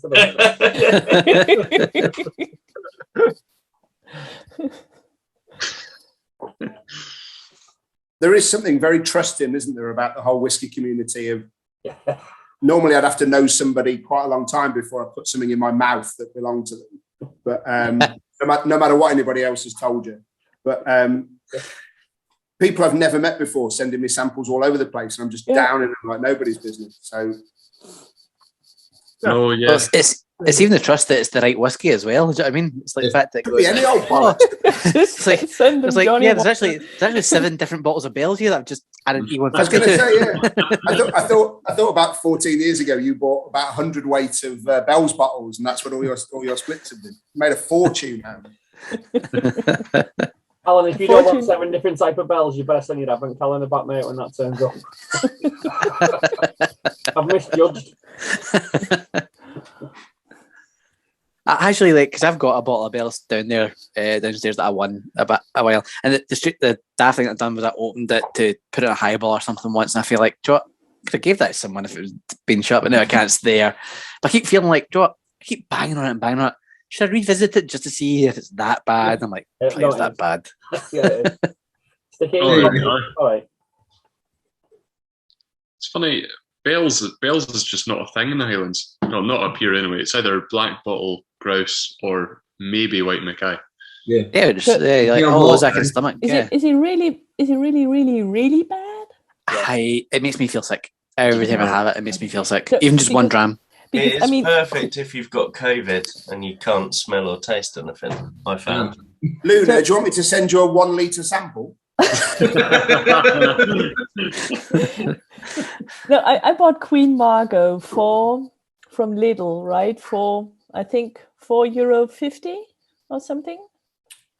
And it's okay. I mean, you can put it in a highball and it still tastes like whiskey. It's 3 years old. It tastes really okay. I mean, what do you expect for that price, right? Price. So you can put it in a cocktail, no problem at all. I'd say. Queen Margot 8, I think we have over here, which is absolutely fine. Yeah. In Scotland, there's no point in having that Queen Margot 3-year-old because minimum pricing. It's like that €4.50 bottle is going to be at least £14 here. Really? Yeah. because of minimum pricing, it's 50p per unit. So that is, but Lidl is kind of really aggressive with their pricing. I mean, they're pushing down prices. Yeah, they're pushing their prices, but with everything. The Scottish government put in a thing that says anywhere can't sell alcohol for less than 50p per unit of alcohol in the drink. So it's not up to them will they charge less. They have to charge at least 50p per unit. Okay. So whenever you're on the continent, you're loading your car with booze. Right? Yeah, you wonder why Scots like get this bad reputation abroad sometimes. What have you got, Nick? Aren't we getting that tax system though in like 2025 or something like that? In the latest budget, I'm sure they changed it. It's not even a tax thing though. It's not tax related. It's literally just the extra money places were making from maybe having to sell at a higher price. It wasn't related to tax. The government wasn't making more off it. It was simply just the fact that VAT they had to pay slightly more for. It was just they had to charge more. Yeah, it was to do with alcoholism and basically trying to discourage people, which you guys should have just kept it in control. That's all I'm going to say, Jay. Right, see that Alan, you've ruined it for everyone. I'm always adamant that there's things like the alcoholics that go, oh, it means we'll have less alcoholics. Going, no. It just means the alcoholics will have less money to spend on food. So it's like that's what that means. Yeah. If you, by definition of having an addiction, you'll do whatever you need to sustain that addiction. Oh, that's why as soon as this tasting finishes, I'm out going for car stereos and loose change. Oh, because that 50p per unit. Fuck's sake. That red breast 27 doesn't buy itself, I tell you. Oh, Tom, honestly, like I was just so happy when someone bought it. I was like, I got that email through going, oh, couldn't I? I've never spent that money on whiskey before though, but I could. It's there. I got a credit card.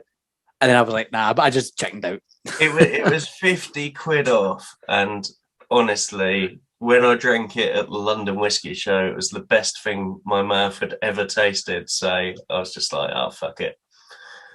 New job, got to buy something to celebrate, haven't you? New baby. It'll be opened, and if any of you come and visit, you're more than welcome to ask me for a dram of it. So, I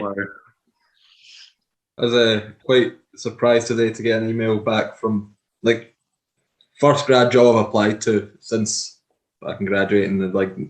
I went and worked in whiskey shop after graduating, but haven't actually applied for graduate jobs yet. So I was kind of hesitant about how that was going to be. First graduate job I've applied to a couple of days back. Yeah, you've got an interview for this. Okay. Not expecting it at all. I don't know if that's maybe just me underselling, under expecting from myself that kind of way, but I was quite glad to have that. It gave a little bit of a boost. Yeah, well done, mate. That's great news. No, cheers. I don't know if it's the one I want to take, but it's still a positive thing of having cool. Right, so I didn't apply to other ones yet because I wasn't sure if my CV was up to scratch. Yeah. And then the first one I applied to gave us that response to. I'm like, okay. That must be a real confidence booster. Yeah, exactly. When's the interview? Or when's the next I've not got the interview set yet, but it's going to be an online interview. It'll probably be in the next couple of weeks because if successful, that interview, there's a assessment centre thing they're going to do on the 8th of December. So I imagine they're going to be doing it pretty rapid. And what's it for, Shay? Risk analysis. Well done. That'll be great. No, cheers. So we'll see how it goes. The only thing is that the assessment centre is in London. That's not far for you. You'll be fine. No, not at all. Well, let us know when you're there, Jay, because London's only an hour's train journey for me. We'll see what happens. See how the interview goes first. That was it. Originally, I was like, I don't know if I'll take any further. And then I was like, I may as well, for all the hassle, just let's see where it takes us and apply for other ones while we're doing it. Yeah, let us know how it goes. I'm down in London a couple of days a week, so more than happy to grab a bite to eat or have a Yeah, drink if no you're down problem. there. Cheers. I'll give you the shout.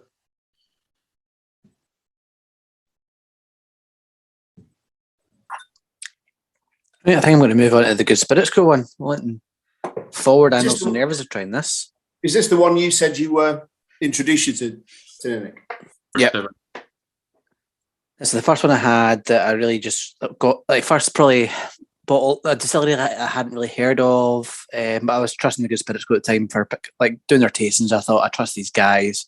It was their own bottling, so I thought it helped support them. I thought got a bottle and yeah, just really enjoyed it. And like I said, the first bottle I ever had proper Scotch mist in. Like I can't remember how much water I had at the time, but I just remember it went really hazy when I had water.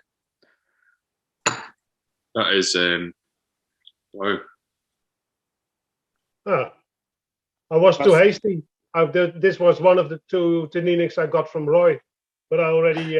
Yes, I remember. I've seen the photo. Yes, you did. I thought it was a good one. Yeah. Alan, did you try the 17-year-old?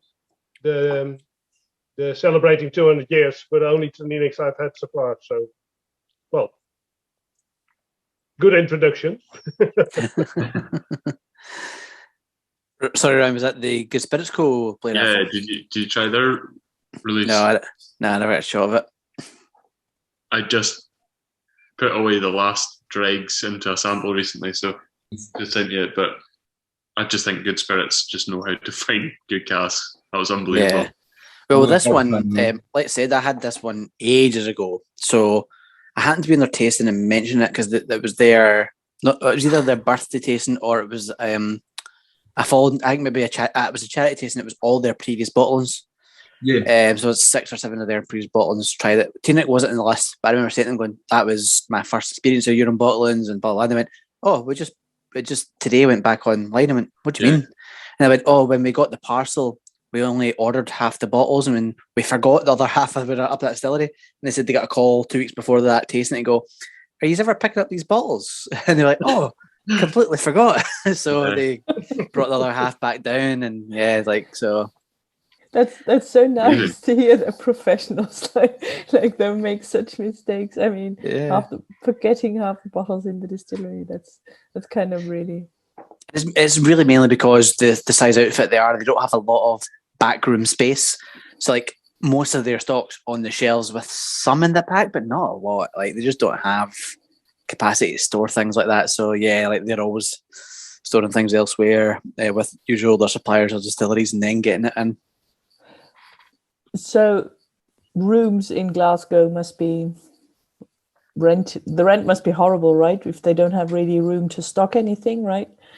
I mean, they just have do they have a small space? They're in the city centre, so city centre is pricey. Okay. It's not cheap, so it's not going to be a big, unless they could guarantee us selling a lot of their stock really quickly turnover, then it'd be profitable for them to do storage. But I mean, they do decent because they pay like living wages and stuff like that there. So, but at the same time, ever since COVID, I was talking to Matthew the other day about it. They're still 30 to 40% reduction in their income because of tourism being down. It's the tourism that they really rely on to sell a lot of their stock. So they tend to like only have most bottles, about 6 of each bottle. Not much more than that. In the nicest way of the place, I think as well. Like their website doesn't help them. No, it doesn't. They've got a modern online market. It's yeah. Even when they updated it, it still wasn't like it was better than what it was. But when they were making this hassle to update it, you think let's not just update it to be better than what it is. Let's update it to be competitive in the modern landscape of things. I think the problem is either you're an online retailer and you really put all your effort in your homepage and in your retailing system, or you have a shop. I think it's a bit difficult to do both because you need people who are able to do that. And I think a good online shop is pricey. I think you need to pay somebody to update it and to keep it running. I mean, even though, for instance, for me locally, we've got Robbie's Whiskey Merchants, and this online shop isn't the best online shop ever, but more functional ad sale on Good Spirits. Yeah. When something's out of stock, it's clearly out of stock. You need to click on it and it tell you that it's not there. You know. Yeah. Like, I once spoke to things like Rory about that. it. Went, here's my list of things that you can improve, and he's like, yeah, and it's just like what Luna was saying. He's like, it's like, it's not how they see their future, even though it might have helped them through all this. It's just not where they see it. They just don't feel like investing in the website because like where you walk in, and you talk to us, and they even prefer being a phone call thing. Like they like that human contact, whether it be football or phone calls. That's where they really see themselves. Because I'd say to Roddy, here's all the things you can fix your website. It's like, yeah, he's like, I know. It's like, we're not gonna. It's like ideally if someone came along and did a lot of things for us. Well, it's pretty much the same with my 2 local retailers. I basically phone them and ask them, do you have this, or can you get it? And one tells me, no, I don't have it, I can't get it. And the other ones, yeah, I'll investigate and just I'll keep it for you. So it's a one-man shop basically, and they can't do the online business. It's impossible. But they have walk-ins sometimes, and I hope that's gonna stay like that in Germany. I have no idea whether we're going into another lockdown. We'll see. Your neighbours are, aren't they? Sorry? Your neighbours are. Yeah, but Austria has triple the numbers that we have. So Oh, is it that much? I thought it was double. It's triple. Okay. Triple. They are up in the thousands. Jeez. Nationwide. Yeah. Yeah. So we're in a milder lockdown, but we're in a lockdown as well. Not as bad as in Austria, but restrictions are strengthened. Is that a correct word? Yeah. I think. Yeah. And is that a national piece? Frank, yeah. Or but I'm free to move, but face masks are back. They've never been gone in Germany. Oh yes, they were here. The hospitality business is limited again. Shops are had to close early in the evening. How long for? 3 weeks? About 3 weeks, yes. Yeah, the numbers are rising enormously. Yeah, here too. Yeah. It's going crazy. I think it's what you had, I think, 2 months ago. Yeah, about kind of September, October-ish, we started to have a bit of a big jump. But now all of a sudden we seem to be stabilising, which is odd on the way into winter. Like, we didn't expect it, so no one's sure what's going to happen. I was looking at BBC and it looks as though cases are going up, but hospitalisations and deaths are going down. They reckon there's a strain out that's more contagious but less effective, if that's the right word. Yeah. But that's which is normal. That's what you'd expect, isn't it? Exactly. Isn't that about what a virus actually does? It just wants to survive, right? Yeah. So yeah, the aim is not to like really damage people or like kill people. The aim is to survive. Yeah, they're not trying to make an out like. Well, obviously, it's not like a conscious thing, but the aim of a virus isn't to cause harm. The aim of a virus is going host to host. Yeah. And need people to survive for that to happen. Yeah.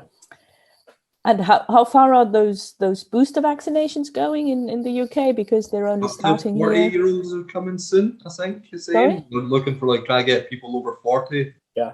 It's going really well. Plus certain businesses are getting done. Like my wife's already had hers through the NHS. She was getting her flu jab, and then they're like, "Well, you're here. Give you a booster." I'm like, go. Same here. It opened in Germany on Monday for everybody older than 18, so they just gonna get as soon as you can get it wherever. So I'll get it as soon as it's offered to my area, just out of like I'm not in the immediate rush for myself, but the whole point is it's not just about yourself, So as soon as I'm offered it, that's when I'll take it. Yeah. Same with the vaccine in the first place. Yeah.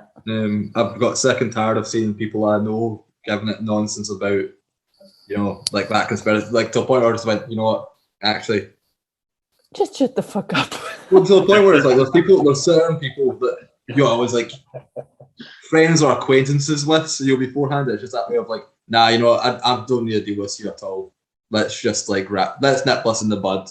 I'm not going to deal with you in the future because it's no worse having a conversation with you.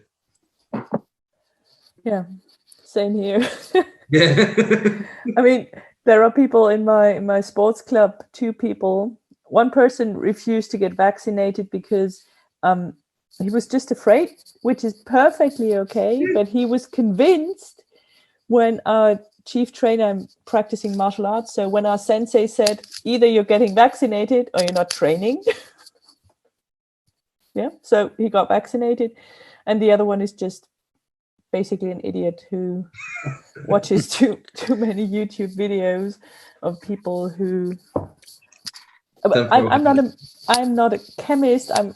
Yeah. But just why can't you believe normal media? Why is it so bad? I just don't get it. Why are they all want to kill you? Particularly me. A girlfriend of mine is struggling whether or not she will take the vaccine. She has a brother who is with 2 young kids and has been vaccinated and is extremely pro-vaccination, and her sister, who has a daughter, and they are extremely contra vaccination. And brother and sister are not talking anymore. Wow. It is really separating some people. It is so sad, yeah. I've got an uncle who's vehemently anti-vax, and he sends loads of emails to our Italian family, who obviously experienced really bad effects of it. I mean, I've got a friend who will sit there and tell me that it's either going to implant a chip in me that's going to deny me from the global financial system if they don't want me to take part, or it's going to kill me. And I just went, well, you know, each their own, mate. But if I don't have it, does that mean I'm going to be kept alive with people like you? Bill Burr does a really good thing about that now, like the whole like the vaccine is going to kill us. Bill Burr does a fantastic routine on that. And he's like, hold on. So the government's going to kill off the people that are agreeable that's taking the vaccine and leave the people that are pushing against the government. Like, if anything, their plan would be to give you the immunity of whatever they're going to release next. And that would be the better plan. Just like, do you know what? When you think about it like that, it's like, yeah, the government's not trying to kill you. It's something like they said about lockdowns, like, oh, the government doing this, like, the government hates. The government hates receiving taxes. The government hates money coming to them. I love how people think the government's still in charge when Google, Amazon, and people like that are earning more money than several countries put together. They're paying no tax in any countries, and you think the government controls what's going on? The government loves paying furlough while not earning taxes. Yeah, like that's it. Like, they're doing this solely to exert control, not for like any other reason. Just because they heard Furbies were coming back in this Christmas chase. So it's been a real long-term plan just to keep them off the market. It's absolutely ridiculous. And but splitting families, I mean, splitting families, that is so crazy, because I mean, there have been compulsory vaccinations in the past, and there are still compulsory vaccinations for some jobs. I mean, I had to be vaccinated against measles. It's just a requirement. It's a really complicated way of splitting families. If you really want to split a family, you just tell them there's a big inheritance coming, but only some of the family are going to get it. And then one of my favourite statistics is 15% of families will never speak to each other again after a will reading. Yes. Luna, on the sister who is an anti-vaxxer, she was I think 4 years ago, she has been to Thailand. You have to get Okay, vaccinated. do I need to say more? You have to be vaccinated. You need to get lots and lots and lots and lots of jabs. Hepatitis A, B, C, whatever. You're looking for logic and sense in the argument. That's your problem. I'm sorry. I'm sorry, I'm a logical that's my problem, person. yes. I know people who are anti-vaccine who think nothing of the following weekend go and get Botox. Like, wow. So like foreign bodies injected into me, but look at your lips. You'll happily take a line off the fucking like cubicle of a toilet, but no. Getting a medically tested drug into me, no, I'm not for that. No. Right, Che and Phil, I'm feeling this is getting a bit personal now. Come on. I told you to keep that Botox and that cocaine. You've never had Botox. Oh, it's the beard hiding your Botox scars, isn't it? Beard hides a lot of sins, Luna. A lot of sins. I'm not sure Anthony's going to be able to publish this video under the New Jam Drinker. Lot of editing to do, I think. It's a little Easter egg for him to find halfway through. It would be an interesting podcast. So let's say this, and then just straight on to the next jam every time. Exactly. Speaking of drams, we moved on to the what did everyone think the Good Spirits Go one? Yeah, it's really nice. Really good. Really enjoyed it. Just about my favourite, actually. Yeah, I was comparing it and the Thompson Brothers one, and they're really close. I think the Thompson Brothers one was slightly sweeter. This one just had something like a complexity to it. It's probably the first one I think that's had a complexity to the dram that was like, oh god, I could just sit here all night. So I'm really, really glad about that because now I'm like, and it's still available, Alan. Still on the. Is it still? Did you just check? Yeah, I was a bit thinking about that there actually. I wondered if there's still some bottles left because there's not many. I mean, it's kind of crazy. Like, how many bottles is it? 286. How much is it? £60. I'm sure it was. Cask strength, 10-year-old, and gorgeous. Yep. That's not bad for cask strength. I mean, don't get me wrong. Like, I still think like if you take other cask strength 10-year-olds, it's probably still £5-10 higher than some other ones out there. But with an independent bottler, independent shop like that, independent bottler, I can see, and cause they pay a living wage, I can see where that price is coming from. It's not like they're just adding it on there just because they can get it. It's easy to go. You can see a lot of places doing it cheaper. You also see a lot of places doing it for more. So yeah,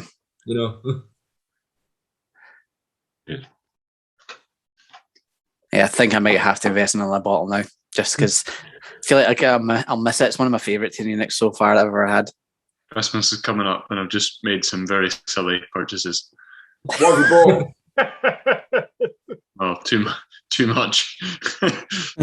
I bought my very first Octomore, and it will be arriving soon. Oh, nice. 12.1. 12.1, Luna. 12.1. Oh, nice. I've got the 12.3 if you want to do a swap. Oh, yeah, we can swap easily, yeah. Yeah. I only buy some of the rivals yesterday. Sorry, Frank? I only buy Octomores when they are very cheap. On the ferry, for example. Yep. Wouldn't you hate to receive an Octomore? Oh, Frank, we can send you an Octomore and you send us one back. Which one have you scored on the ferry? 10.2. Oh, that's a nice one. Yeah. Well, speaking of peated whiskies, I think I'm going to try the Charlton one. So this is my very, very first Teaninich that will have a bit of touch of peat to it because it was done in an ex-Ailey hogshead. That's the label for those that like the labels. Oh, that's pretty cool. Great That's label. nice. The Charlton, cool. they do kind of Chaucer-inspired themes. Yeah, they've evolved, haven't they? Yeah. Yeah. I've never had a Charlton before. This is my first Charlton. Oh, is it? Oh, Yeah. so you never got to try the Longmorn that I just did? One of those like independent bottlers that you see, never engaged with. I've enjoyed their lay checks. I've enjoyed. Yes. I can't remember who sent out a lay check recently, but no, I think. Did you get one of the one that George Braley? Did you get one of his? No, I didn't. I maybe that one that Nick's got, and then both of those that Nick's got. That's the Kalila. Oh, The checks are in the back of the cupboard. I can't reach them. And that's the Inch Fad. They're just lovely labels, aren't they? It's absolutely. That's not a cupboard you keep walking into, Nick, is it? That's like an Aladdin's cave of bottles. You keep coming back with one every 30 seconds. I want to come over there and look in that cupboard. Let me be really clear, Jay. You are invited any time that you want to, and we will raid the whiskey safe together. So I like that. Yeah. So we're going to invite down to Tom's for his 27, and then we're all going up to yours for your Aladdin's cave. We'll plot 2 weeks around the country, and we can all do each other's houses for 2 weeks. It'd be great. That would be fucking awesome, wouldn't it? You do a distillery map. We could do a CO map around the country. It'd be great.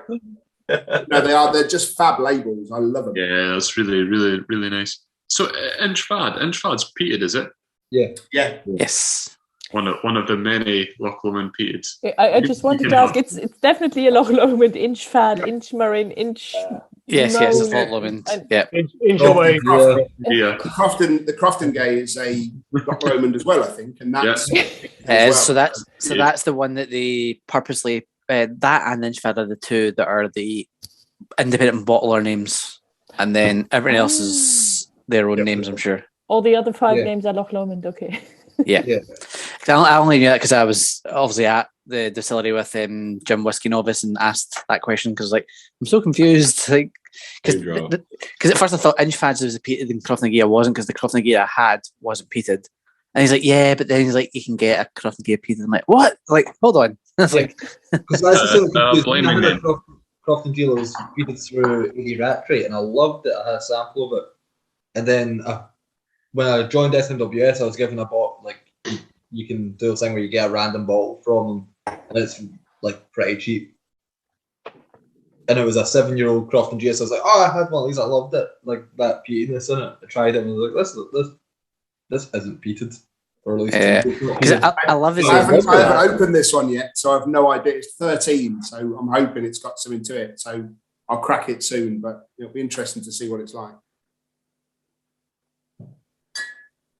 I love his little kind of map that he gets at Loch Lomond that shows you here's the stills it came out of, here's which ones, and it gives you very, very clear, here's the names and this is what created it. But they just don't do it for at least I'm not aware of a map that does it for the export bottles, the independent bottle ones. Because that would be so helpful, because I like Loch Lomond and I like what they're doing, because they're just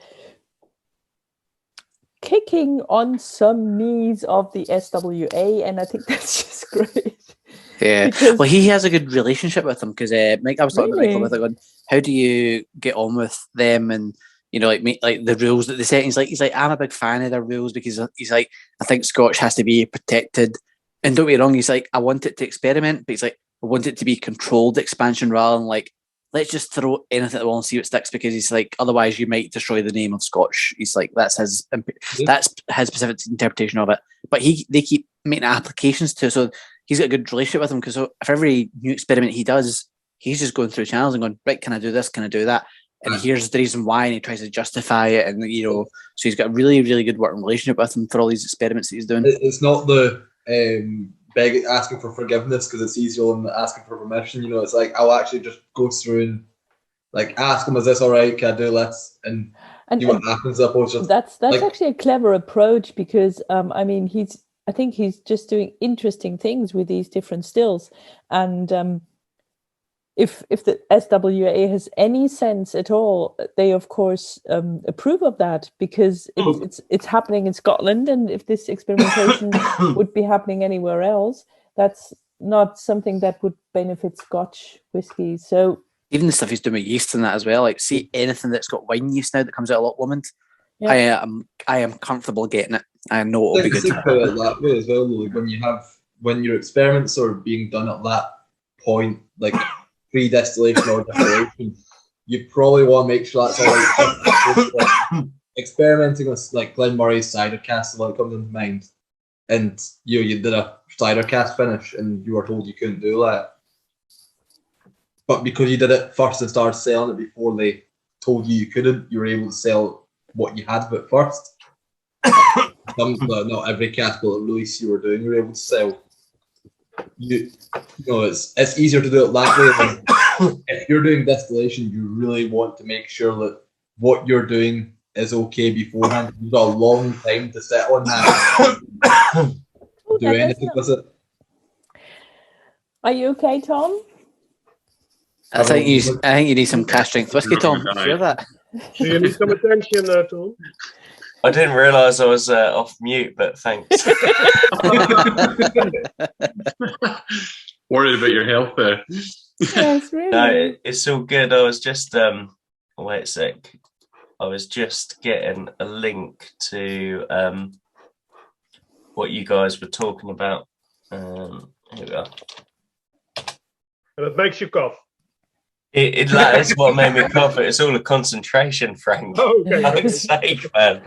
Been working all week. Then please do not send us the link. Oh yeah. Yeah, so it's a bad photo, but a photo of the poster that sort of links to what Loch Lomond was made in what still. Is that the one you were meaning, Che? And that wasn't me mentioning that side of it. Oh, sorry, Che.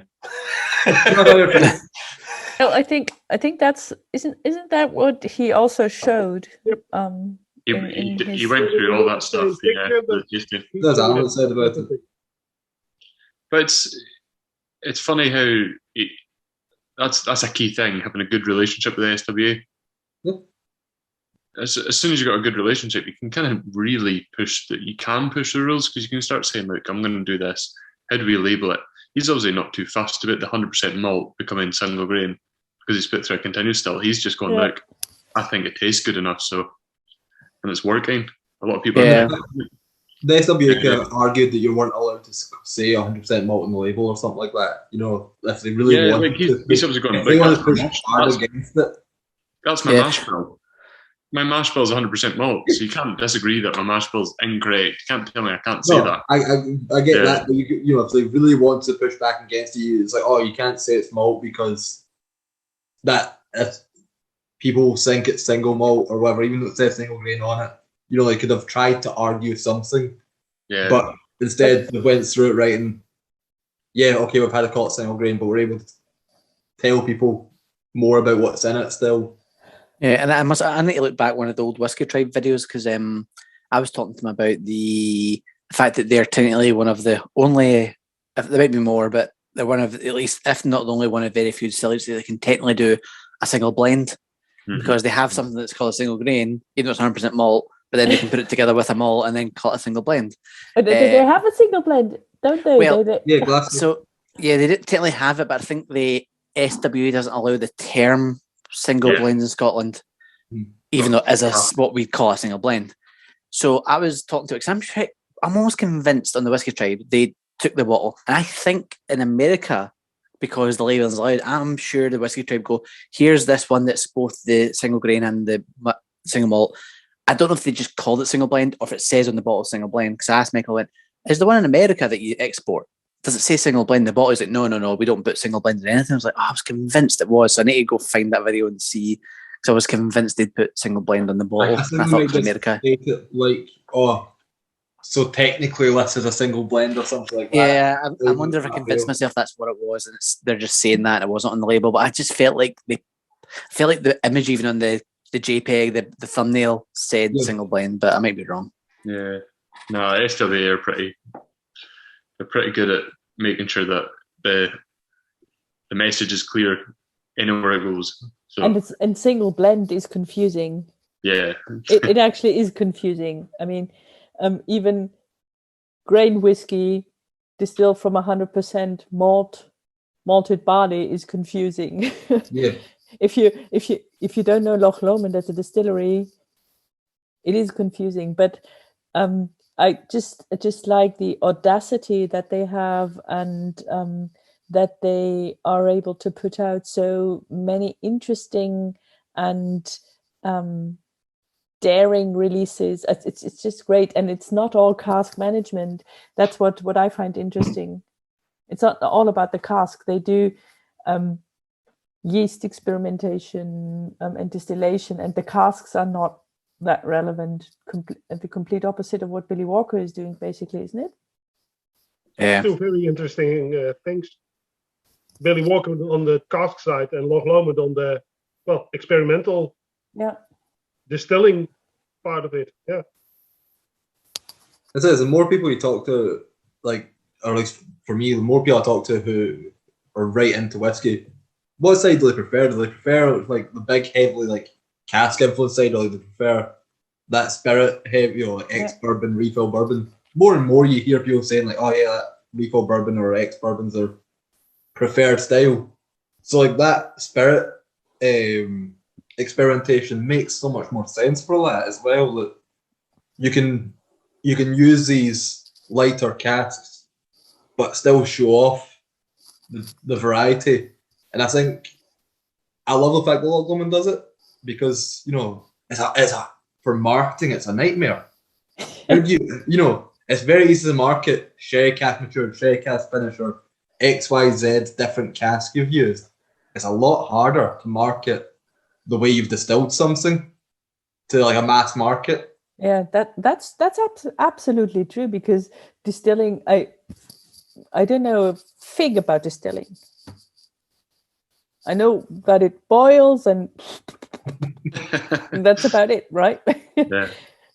But the chemistry behind but the chemistry behind it, I think it's just a total mystery, and I think that's so fast. That's what I find fascinating. Cask management is another fascinating aspect. I think it's also fascinating what a cask can do to a whiskey, and it's amazing. I think I'm not a big fan of Glenallachie, but I don't like I like the 10-year-old cask strength. That's great. Yep. And everything else is interesting. Well, I do have a distillery only bottle, and that is quite good, to put it mildly. Quite good. Okay, I've never been to Glenallachie, sadly. It was a very good one. Yeah, but I think they can do magic there as well. So I think it's just great to have magicians on both sides, maybe. Yeah. It was interesting hearing him, like, obviously from a chemistry point of view, biology point of view too, understanding why it's so difficult to do wine yeast, because it's totally different sugars. So wine yeast is designed to break down glucose, whereas typical distilling yeast breaks down maltose.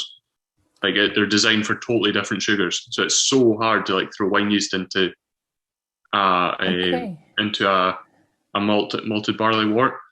So yeast is specifically kind of created. So it's a creation process with yeast. Yeah, so you obviously have Saccharomyces cerevisiae, which is your typical brewing distilling yeast, but you have so many different variants. Like in rum, you got certain variants that attack fructose, which is it fructose? That's in rum. That's sucrose. Sucrose is rum. Molasses. So it's totally different types of sugars. So your yeast has to be designed to attack that certain type of sugar. So if you throw a rum yeast into something that should really be attacking maltose, you're not going to have an efficient fermentation. So I'd love to spend a day with him, just like picking his brain and just going, right. Because I'm not a chemist. I'm an engineer. I put things together. Chemistry is not my strong point, but I really enjoy learning about it. And just hearing him going, we had 8 different variants, and he's obviously like trying to understand himself, being a chemist, how he can efficiently create a really, really, really good McLoughlin wine yeast. They've actually got a proper lab there. So like apparently you have to have so much throughput to even apply to have a lab on a distillery. Apparently it's not just something you can like, if I've got a lot of money, I'll throw it at it, I'll get a lab. apparently it's like something that has to be really justified with the Okay. equipment that's there and everything like that, and the centrifuges and all that. Yeah, So they've got a proper setup now, and I think only got built about 2 years ago, maybe a little bit longer than that. But yeah, like that's something they were really striving for, and he wanted to just. But he said, like, now being the kind of chemist scientist that he is, he walked in and goes, "Yeah, I can't work any of these machines in here." So he's like, but I think he understands the science behind what comes out of the output. That's, so they obviously hire scientists to operate the machines, and then he as a chemist knows what the output means to then do what he needs to do. It's just kind of crazy. You see, like, he even compared it to, he said the wine yeast, the one that Roy goes mad about, open release. He says that was a higher cut point, but the one we tried on last Sunday was a lower cut point, and you could just get it, like the lower congeners, so much more body. It wasn't like this effervescent thing that Roy was talking about. It's just fantastic. I said that to him, I was like, I think this is just fantastic. Solid whiskey. The one that Roy was talking about, I have that here. It's just like champagne whiskey. I think it's just so bubbly. Chardonnay. It's really bubbly, and I would have loved to try. I would love to try these samples that he sent around, but Europe, Brexit, blah. Sorry. So is it still on its way to you, Luna? Are you still going to get it eventually? No, I don't think I ordered one. I can't remember ordering one because I thought, well, it's in 4 weeks' time. Nah, probably not going to make it. So I just left that. So I'll just have to wait until I come to Scotland and just go to McLoughlin and see. I had booked a slot on it, and then eventually, because it was oversubscribed, I said to Anthony, "Joe, I'll drop out," because I got the chance to go to McLoughlin Distillery, and I thought, I've had that chance, I'll let someone else who maybe hasn't had a chance to try all those distilleries. And then I think it was Ben or someone else said, "Oh yeah, there's a couple of secret drams in there." I'm like, "Oh, thick." Yeah. It's like that thing happened to me, Alan. Yeah, I've been playing on that. I've been noble and then lost out. Yeah. I have to say, like, trying that Glasshouse, having not tried it before, was very, very surprised with the quality in it. Yeah. How long has Glasshouse been around the scene? Because I feel like I've tried Glasshouse in a sample like 2 years ago. Am I wrong? Was it around 2 years ago? It may have been. Yeah. For a while, but I don't know. It was created for a certain customer, wasn't it? Yeah, well, it's that brand, Glasshouse, thing. Right, because maybe it's my palate change, but I remember when I saw the bottle, someone posted it, I went, "Oh, I don't think it's a bottle," but I remember not getting on with my sample. But then it could be like, that's the thing sometimes where when you've got one sample, I've had drams in my own bottles that I know I love, and just on the night I've not enjoyed it. I'm like, oh, what happened there? So it could have been that, I suppose. For me, like when we were trying it, it was the closest thing I could think to describe as like flavor wise would be like Cotswolds. Okay. Yeah. But consider the fact that it's that similar to me to that and £15 cheaper. It was very, very bourbon influenced. Yeah. To the point that I think I said that. It was like, I think there's grain in this just for the fact that it's so bourbon influenced. Like, it's just, you just got that kind of corn hit. You get that kind of corn hit at the back of your mouth, and it's like, oh, right, okay. And yeah, just surprised. 100% malted barley again through a Teaninich still. Just given the chat they gave about it, immediately in my head it came like, oh, that's probably going to be called Glasshouse. I've never tried Glasshouse. I have no idea if that was correct or not. Like I said that at the start, when people were talking about it. I have no idea. I've not tried the Glasshouse myself, but from what's being said and like, oh yeah, it's produced for someone, but it's not Loch Lomond. And as soon as they said that and kind of suggesting, oh, do you think it's a single malt? Do you think it's a blend? Do you think it's a grain or whatever? It was like, this is mostly like Glasshouse, isn't it? Just for like the shock factor. Yeah. Spearhead was thrown out as well, I think. Someone shouted Spearhead. Yeah. Which I didn't like Spearhead was them. Yeah, because when I was at the distillery, he gave us a sample of it. Yeah, like nice enough. Like for me, it was one of those whiskies for its price point as an entry kind of level whiskey for that price. I think decent. Yeah, like if I was trying to convince a non-whiskey drinker to drink whiskey, going, yeah, try that. I think you'll enjoy it. It's simple, but it didn't blow me away or anything. It was just one of those kind of decent whiskies. No, I can't put a bad note to it. Yes, it's not bad. Isn't it about 25 quid a bottle? It's quite inexpensive, isn't it? Yeah, something like that. Yeah, £25 now, short change in whiskey. It's all getting higher.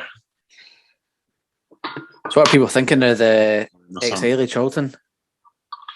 It's got a proper kind of minty note to it, I think, along with a little bit of that kind of ashy smoke, but definitely on the lighter side of smoke. I guess that's again peated cask as opposed to actually being peated itself.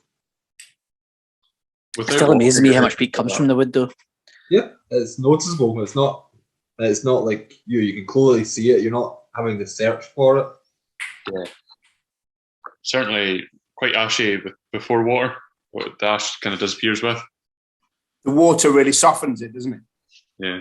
Just a little bit of water. It's a spirit that seems to take all everything that's thrown at it, doesn't it? Takes the sherry well, takes the bourbon well, takes the peat well. Wasn't that, I guess, what Teanich's made for anyway? It being like a large component of a lot of blends, a larger facility. Yeah, it's not surprising, is it? Yeah, it's there to kind of take what's it's put into. So, just touching on that, obviously they're making a lot of different styles of malt, and they recently did rye. But I was recently told that they're not producing as of April. So I don't know if they're back producing again. Well, I'd heard a rumour about 3 months ago, 6 months ago, can't remember quite where, that it might be getting mothballed. And I thought, surely not. Diageo, third largest, surely not. But I don't know, like, just these rumours, no one's quashed the rumour yet and say, no, like, they're definitely, even things like that you're saying there where they're stopping things for a little, like, hold on, what's going on? So you can almost see it. April. Surely it almost makes sense to some degree, though, whereas, like, it's not sold by Diageo in its own bottling all that much.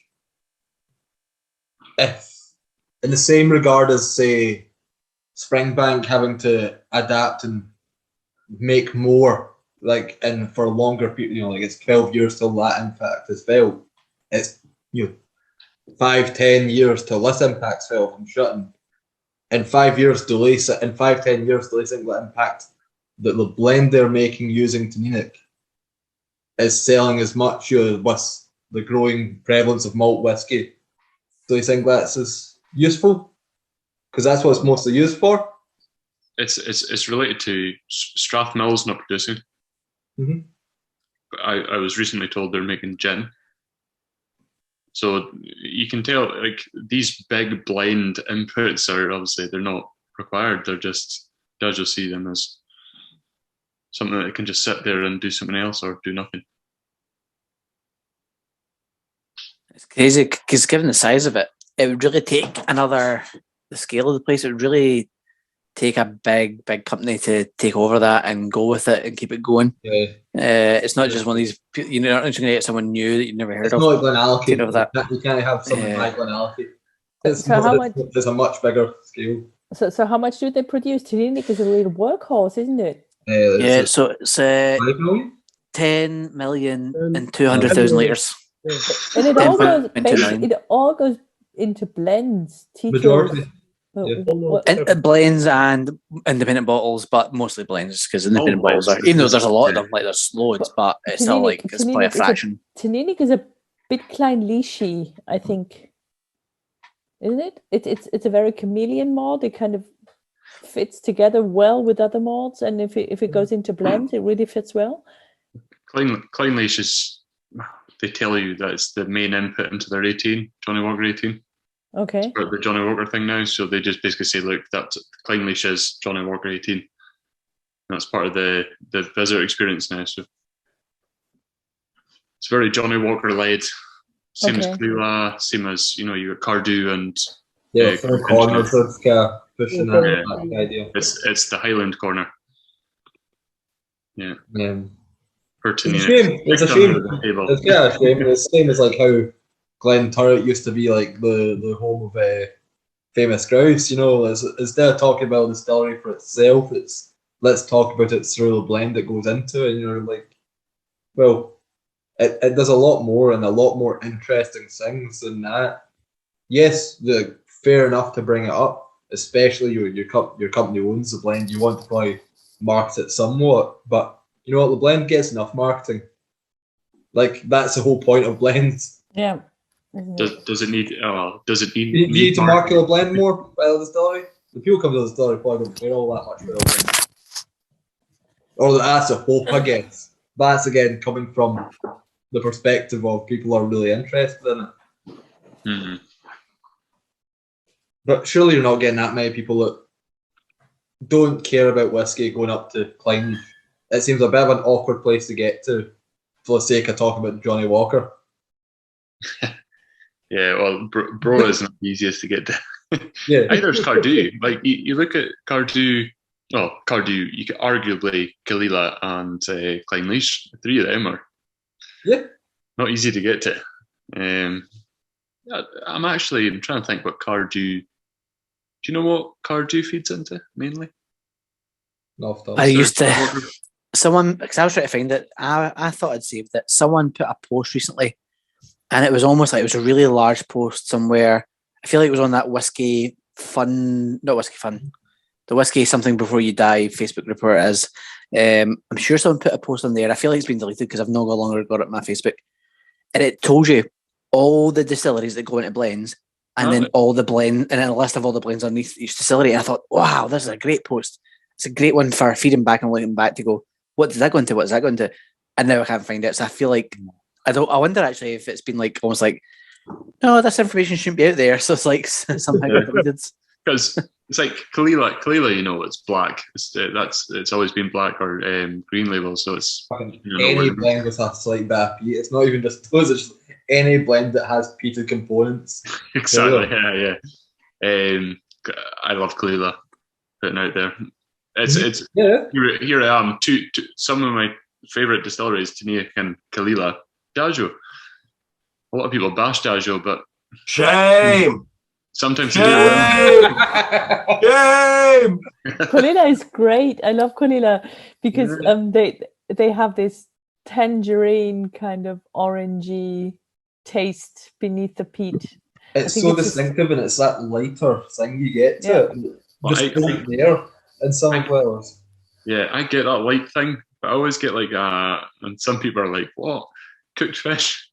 Really? Like cooked fish or sitting next to the sea, like white fish. And to me, that's quite pleasant. If I have like an older Kalila, I always get that.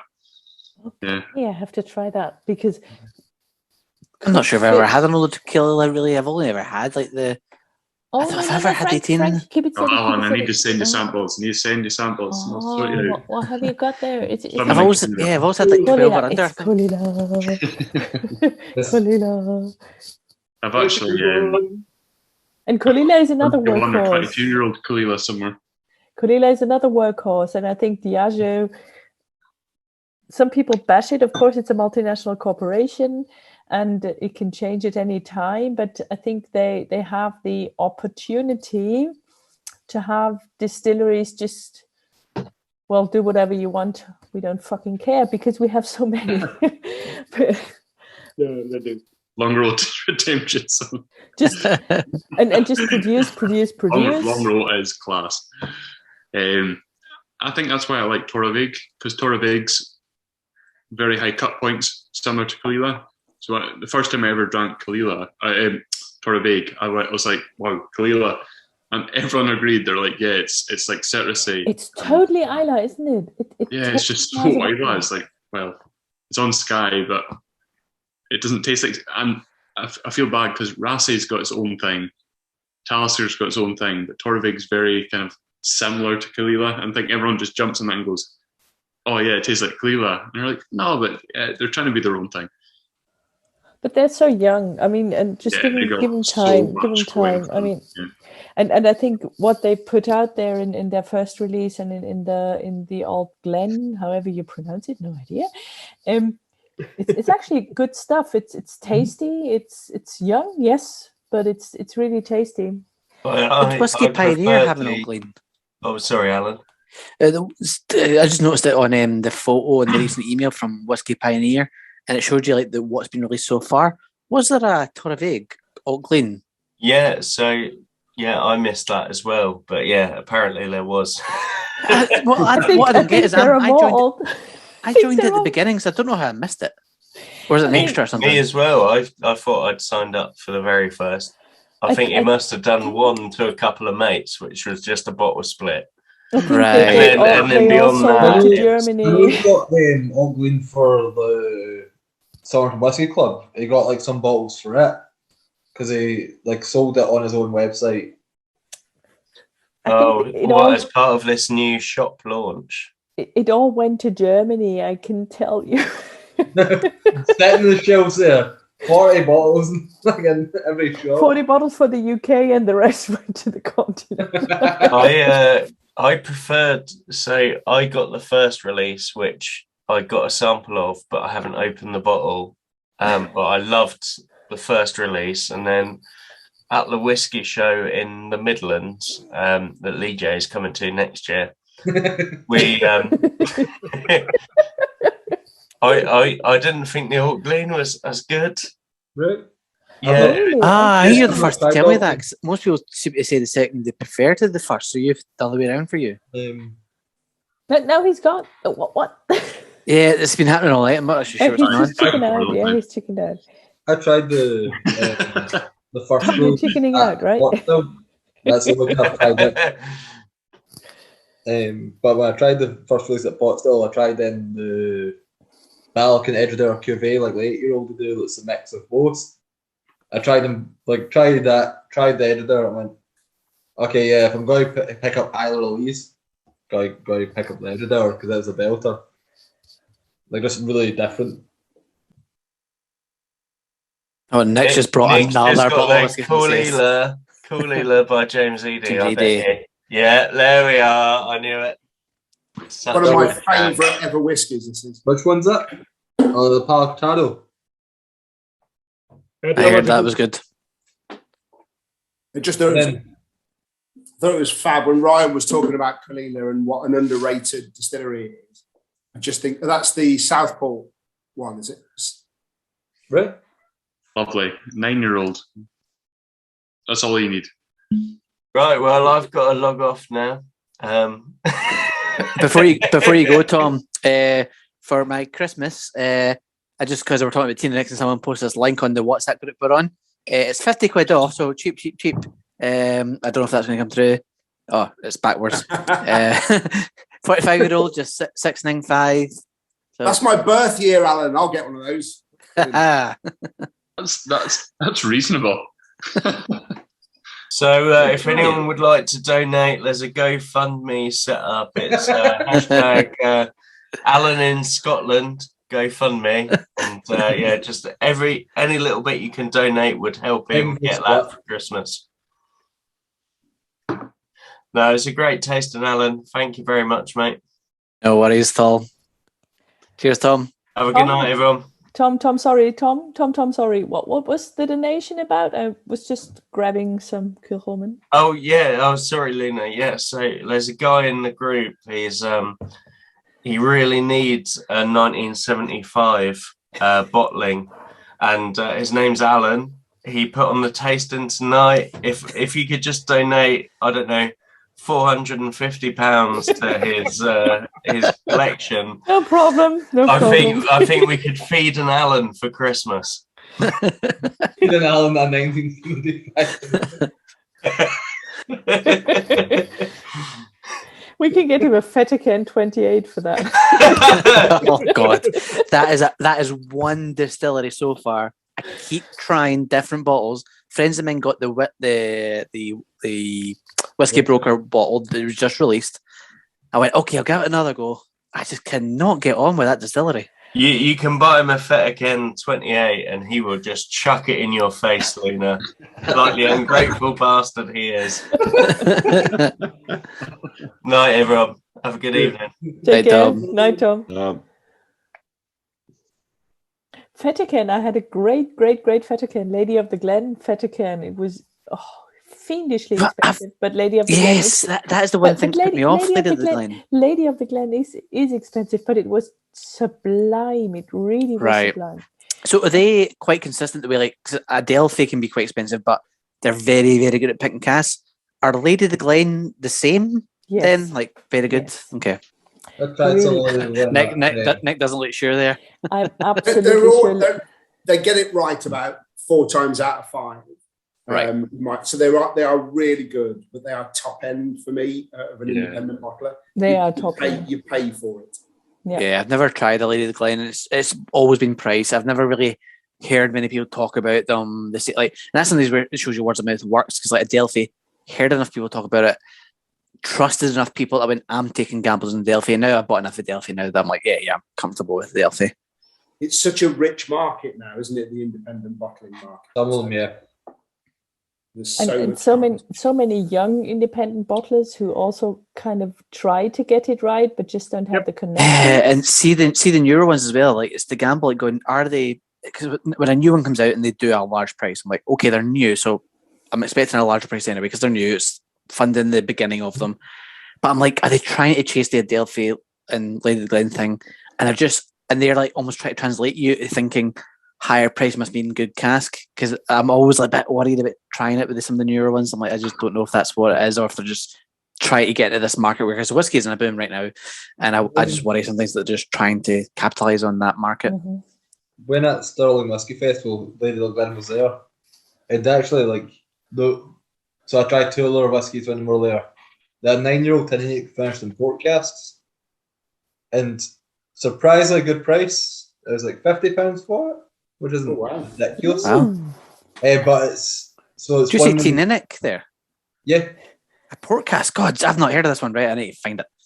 That's the thing. The reason why it's that price, partly one of the reasons why it's that price, and partly what it's there for, is essentially they got it. It had less in it than they expected, so they only sell it and show it off at festivals. Is what they're doing, using it for. Right. And I didn't pick it up. I thought it was nice, but port cask isn't what I reach for. It's not my style of whiskey. See, I quite like a port cask. I like the richness of it, and I agree. Yeah, I can totally understand why people don't get on with it, but I like that richness of it. For me, it was one of those. I tried. I went, if I'm not going to spend too much here. So like, if there's nothing else, it was one of those, I'll come back. If nothing else catches my eye, I'll come back to it later and I'll buy a bottle. But like, there's other things that caught my eye. Okay. So I found a Chieftain's one. There's apparently an old port barrel. But that was already sold. £50 as well at auction. The other one we tried at the stand was a 23-year-old Glen Grant, which was a no bad choice to have a try of, but not one I'd ever bought. Just I'll take a try of it over there. Well, do you know what? Glen Grant's is one that actually I think so far every sample I've had on our tasting had and Glen Grant's has appeared. I've really enjoyed it. Really enjoyed Glen Grant's, but you never really hear. It's again another slide. You don't hear too much people talking about it. Exciting one. Yeah. It's quite easy to get lost in Speyside. my favourite is Dalyoun. Again, here I go. Diageo, bang, bang, bang. Dalyoun, Glen Elgin, Benrinnes, Altmore. I don't think that gets enough said about it. And you're just talking about that there. Ryan, Whiskey Broker have got an Altmore at the moment for less than 40 quid. Have any of you tried that? Not that one. I've tried it. No. It'll be too expensive for me to try one. They tried charging me £40 postage to Thurso. Oh, really? But I've got a middleman. It's funny you're just saying, Ryan. It's a bit to offer if you ever need me to store anything. Just let me know. I appreciate that, Alan. Yes, that is certainly something that I would take advantage of. I descended to a mate, and he also sells whiskey. Luckily, so I was buying whiskey off him, and I thought, right, just combine the two, and it works. But it's a sorry state of affairs when they're charging you 40. Oh, it's like 40 something pound. In the same region, essentially, in the same country, you know, like. Yeah, so why would that be? Because they think we're an island. We've got the same postcode as Orkney. Oh, okay. All right. That's. And is there nothing like you can do like through like a local MP or something like? Change our postcodes. I reckon this is an issue that's now been about 20 something years. People have been going on about it. It's horrible. You feel like you're not part of the mainland, and yeah. But you live on the mainland. I know how you feel. Yeah, Ryan. we are. Yeah, we're totally on the mainland. There's nothing separating us from the rest of the world. From the rest of Britain. Well, yeah, like because Britain still is an island. You know how you feel. It's a 2-hour drive from us to Inverness, which is not huge. It's like, you know, and Inverness get normal postage, we don't. So I felt like I dislike the postage of that whiskey broker enough that like you only bought from them when you had a couple of things to buy. Never mind like the £46 that you're getting charged. £46. I'll have to look at it. It's like it's £40+ and I just looked and I was like, because it's courier, it's a courier service, so they obviously look at it and go, yeah. So Royal Mail doesn't go up. Well, it depends. It might not be the lady up there, but just Whiskey Broker doesn't use Royal Mail for it. Their deliveries. I think they're UPS or the UPS. Yeah, UPS or yeah. So UPS just don't come up here. Jesus. Just refuse on principle. So it's you're stuck. But like here's a classic case of postage. Good Spirits Company will go out of their way to use Royal Mail for me. So they'll go to the Royal Mail because they know I'm in Thurso. And they know their courier service won't go up here. And that's Roddy. It's always Roddy's name on the bottle. Or on the postage. I think Roddy is such a nice guy. Like, he's gone to the post office for me. Like, it's class. It's like, that's the kind of service you want. Yes. And they are desperate to get rid of their courier. Like, desperate to get rid of them. Yeah. But they're on a waiting list of like a few couriers waiting just to get accepted. Yeah. But the couriers are it's just so annoying. We just had a parcel delivered. Okay, my wife's into gaming, right? And she ordered a special joystick thingy, whatever, controller. And it was delivered by DPD. Yep. And it was delivered to me in person. But I wasn't in that weekend. Right? I was not in the flat at that weekend, and DPD keeps on insisting it was delivered to me. Now I have to produce some form that I was not in. Basically, the hotel voucher that I was staying at.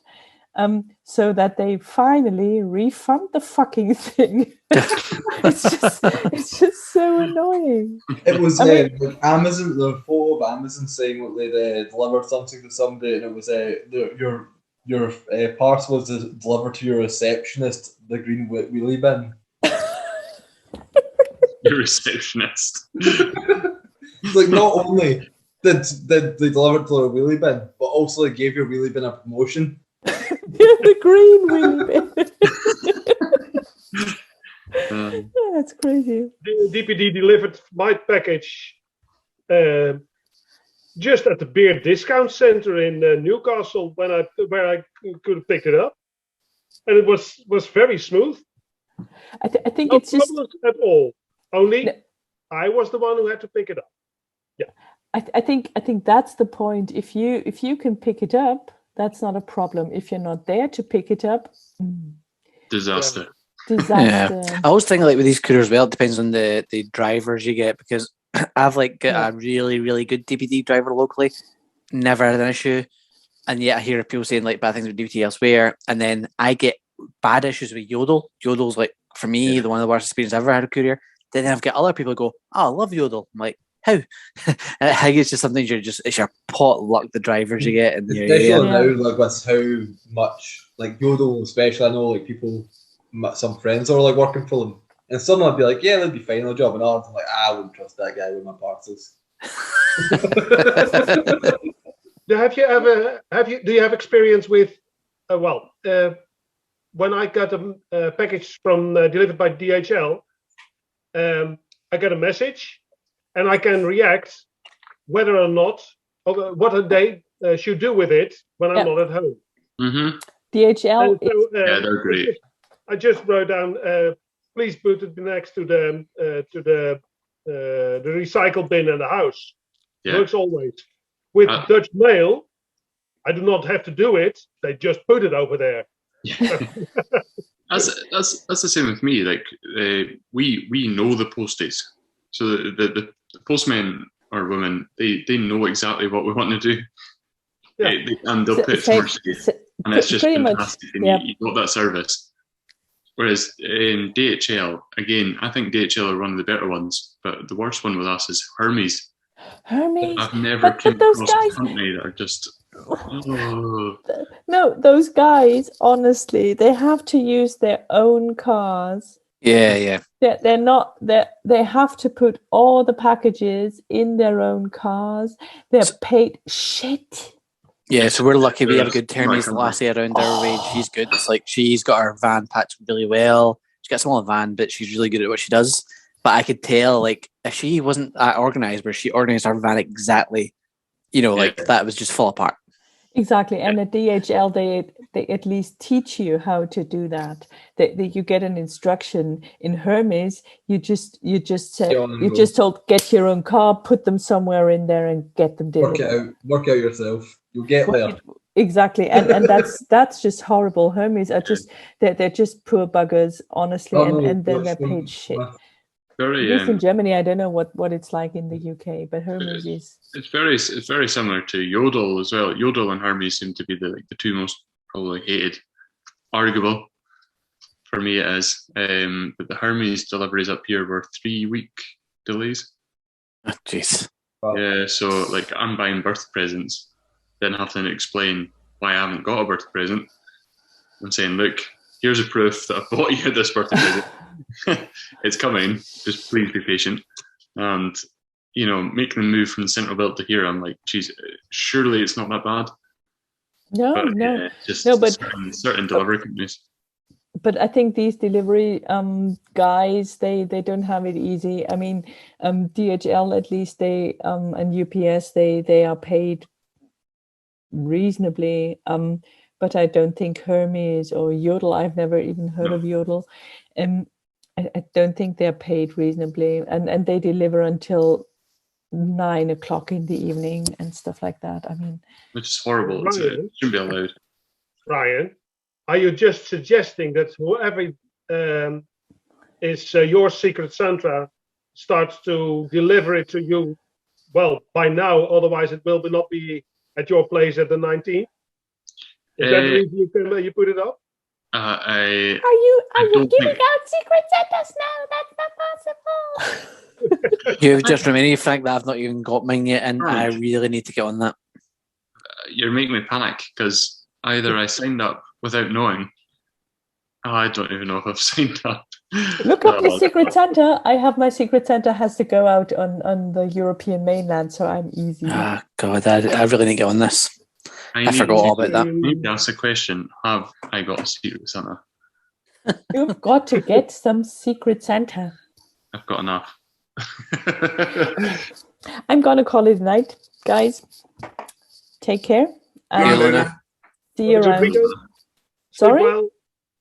I'm not going to sleep. I'm going to see another chat. Maybe they're still... Before we meet again, you have been sleeping. Sleep well. Yes, I will have been sleeping until Sunday, hopefully. See you soon. Okay, bye-bye. See you later. Take care, bye. Take care, boys. Bye. Alan, this has been great. Thank you for doing this. It's worked really well.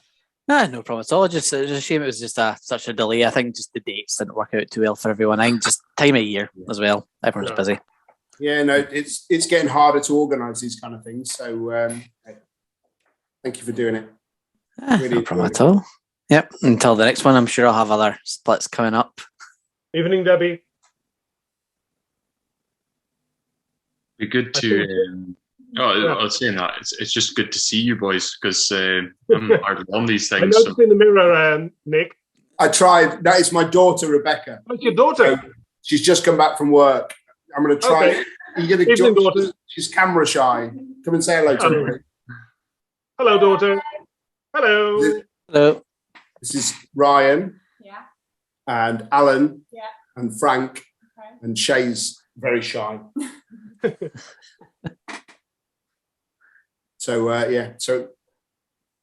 so she's just come back from work. She's been working down at the Italian restaurant down the road. So she's done a 5-hour shift.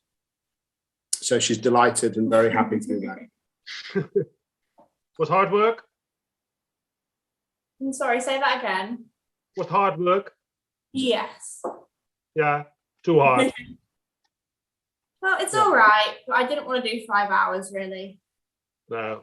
Well, get used to it. It's all downhill from here. Normally a shift is what, 4 hours, 3 or 4? 3 or 4 hours. Oh, okay. Okay. I push. Are you finding the restaurants all back to normal down there now? Or busier because people are desperate to get out their house?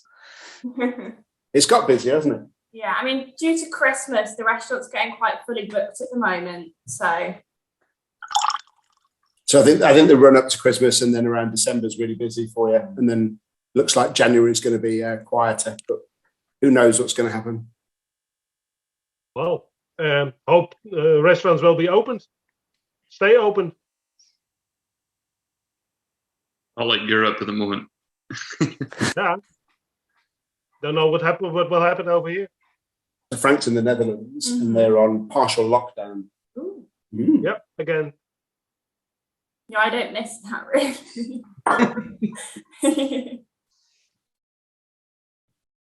Well, you can't Oh, do much about it, but well, it's just what it is. All that forced time to spend with your family. Yeah, that's been really tough, hasn't it? Went through all the board games then. Just the board, I think. So bored. No. And Saturday- Board from gaming. Well, Rebecca's gone through sort of 15, 16 and 17 during lockdown, so they're important years, aren't they? So it's been an interesting time. How old are your girls, Frank? Sorry. How old is your daughter? She's 18 and she just started with the study this year. And well, yesterday, the day before, I got a message from her. Sorry, Dad, I had to tell you something, but I quit study. It is just not the thing I was expecting to be. It's too much creativity, and I'm much more in different interested in different kind of stuff. So I asked her all the consequences and what if she thought about it well, but well, she did. She's all figured out, and she's the rest of the year she will be working in a department store or whatever, figuring out what to study next year. So yeah, That's pretty cool, though, isn't it? It is a decision to make. But well, on the other hand, it's her decision, so it's the only right decision. If it's not working for you, it's not working for you. I think it's kind of brave already to do so. Yeah, it's a pity It's a lot harder to take a step away. It's a lot harder to take a step away than it is to just continue on, and like, especially if you're going, I don't think this is going to work. I'm going to spend this time, and it's no, I'm going to fail, or there's going to be an issue, and even if I do succeed, I don't think this is what I want to continue this at all. Yeah. It's a lot harder to take the step away earlier than it is to just keep doing it because it's convenient. Or because what you think other people want you to do. Yeah, 100%. You can even convince yourself that just because you're good at something, that's what you should study. Because I did that. I went to my first year of university, and it was just because there were subjects I was good at. And then it wasn't until my first year of university I went, yeah, this isn't for me. And I dropped out of uni because it took me a year to really realise, oh no, don't want to do this. You know, I started off studying accounts and maths, and after my first year, I went, I really dislike this accounts part. So like changed to doing just mathematics. And then later down the line, between my third and fourth year, I had to take time away from studying because of family issues. So like took that step away and essentially did 2 years just working in bars, and then decided to go back to going back my fourth year in August and starting in September. Like, oh shit, I'm really not in the best place for this, but right, it's happening, I guess. Like, especially as early like COVID, I'd left the bar after we came back from furlough, which we never received. We never received any furlough payment because dodgy taxes. Oh no. So That's I true. left and got basically like didn't know what I was going to do, and messaged uni about getting my 3-year degree, and they're like, "Oh, you could come back if you want still." I was like, "Well, don't know if it's a great like." Beforehand, I was going, "It's too late. I've been away from it for too long. I'm not going to be able to do this. I've been away from this for 2 years. I've not looked at maths for 2 years. But fuck it, right? You know what? I'm doing nothing else. I have no reason to say no." We went into it like that and got away with it, for lack of a better way of saying it. Mm-hmm. I was slightly different. I did my apprenticeship as an electrician and then decided I was going to go to uni. But it was always a plan through work. Work were meant to support me. It basically never happened. They just decided, like, look, we're not going to fund you anymore. And I was like, well, great. What do I do? And the option was stay. And I decided, no, I'm just going to continue. Went to uni. And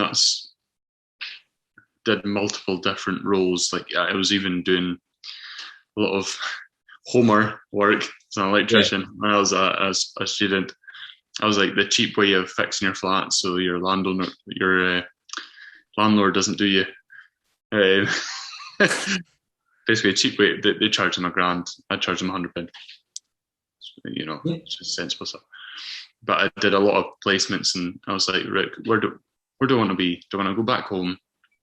Do I want to building services, oil and gas, all these kind of things? Trying that all, and it was just by chance I came across I ended up working for Grants, and I basically met a guy. I went to they did a thing at Herrick What.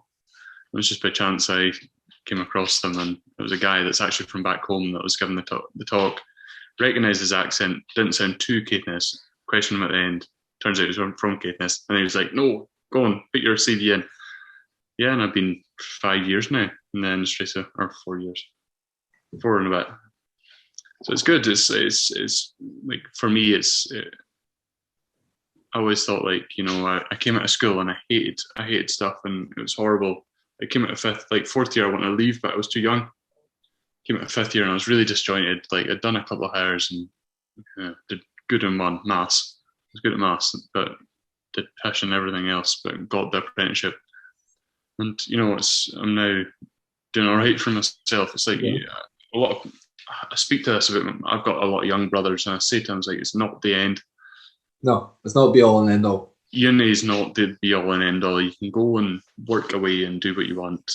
You know, they're all intelligent boys, and I always believe in them. That I think if they want to do uni, fine. Second youngest is in uni. He's doing his thing right now. He's trying to get a job, and graphics. If you know people that do graphics, please speak to me.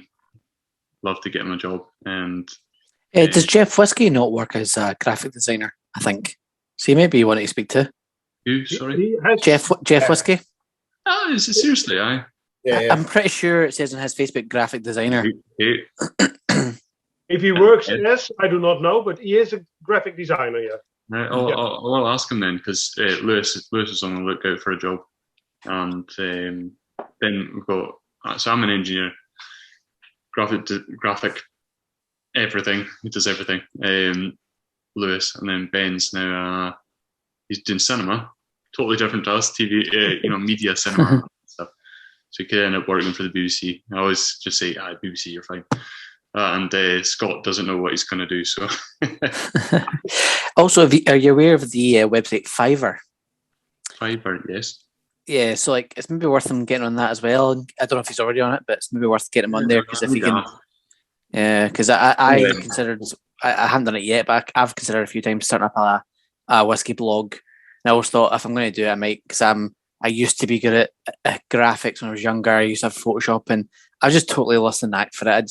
I don't know what it is. Like, it's something I used to have to keep up the talent for, and then just never did. And I've lost it now. So I figured, you know what, I'm all about supporting independence and local businesses. I thought, you know, if I ever do that, I'll go into Fiverr and get someone to design me something, for a symbol. He possibly is. But Lewis is very much like his own guy, so he doesn't listen to me. It's different. I'm very much like my father, so I'm an engineer and always will be. It's always in my head. But what's the age range of the boys, Ryan? Well, I'm just touching 30. I'm turning 30 on 14th of December, so very close. Lewis is 98, so he's 22. He'll be 23. 99, 22. He's 22. He was 21 last year. Yeah. And Ben is 2006, so he'll be now 18. And Scott's 15. Yeah, there we go. I'm terrible. Never remember the but so we're all, it's basically 14, 12, 14, 14, the days. And I just remember the months. It's far easier. And then the years. It's just for me, it's easier. Yeah, like I'm the youngest of a lot. So like I'm 24. Right. And then the closest to me is my brother who's like 30, 31. And then my oldest brother just turned 40. It's like what are you, Jay? I'm 24. 24. Jeez, there we go. Young guy. Yeah. Here's me turning 30 and I'm saying young guy, but feels like everything's relative. Yeah. I was talking about yesterday and I was like, even me just leaving school, it's just, it feels so long ago. And it is relative. It's just because when I was obviously in a stage where I was like delighted I got an apprenticeship and stuff, and now I'm kind of where I wanted to be. If I didn't do all that stuff that I thought maybe I probably didn't need to do, but I've done it now, and I'm delighted I've done it because I met so many good people. It's great working in the industry. I love working in the industry. So it's you meet so many great people. It's the whiskey industry is possibly the number one place I could have ever ended in. A lot of great people, and it's my hobby. That's a key thing. Having your job as your hobby is fantastic. It's a great feeling that you can walk into that and understand everything that you're talking about at a geek level, although you don't need to kind of... It's quite a blessing, isn't it? Yeah. Look at that for a minute as well, because like for a little bit, obviously I was working in Time Drum, and I was like, my job was selling. Exactly. Like chanting and talking for the whiskey. It's not, wasn't exactly a hard thing to do for a little bit of time. And to be honest, when I was like coming to the point of, right, I could continue doing this, I could easily enjoy doing this for longer, or do I take a step away? It's going,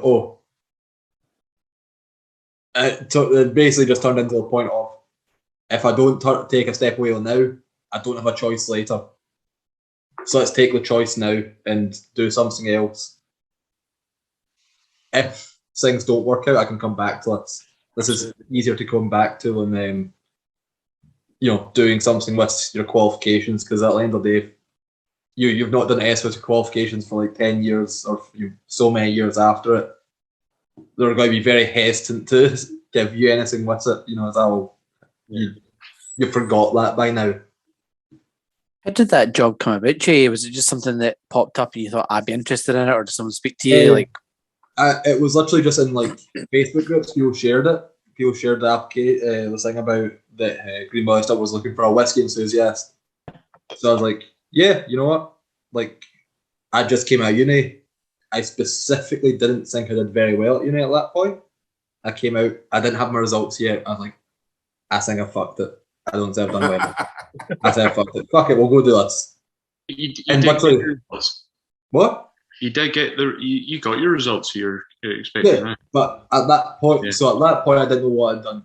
And Oh, it's right, every yeah. year I've been at uni, I've went, I think I've done worse than I did. It's happened Yeah. every single time.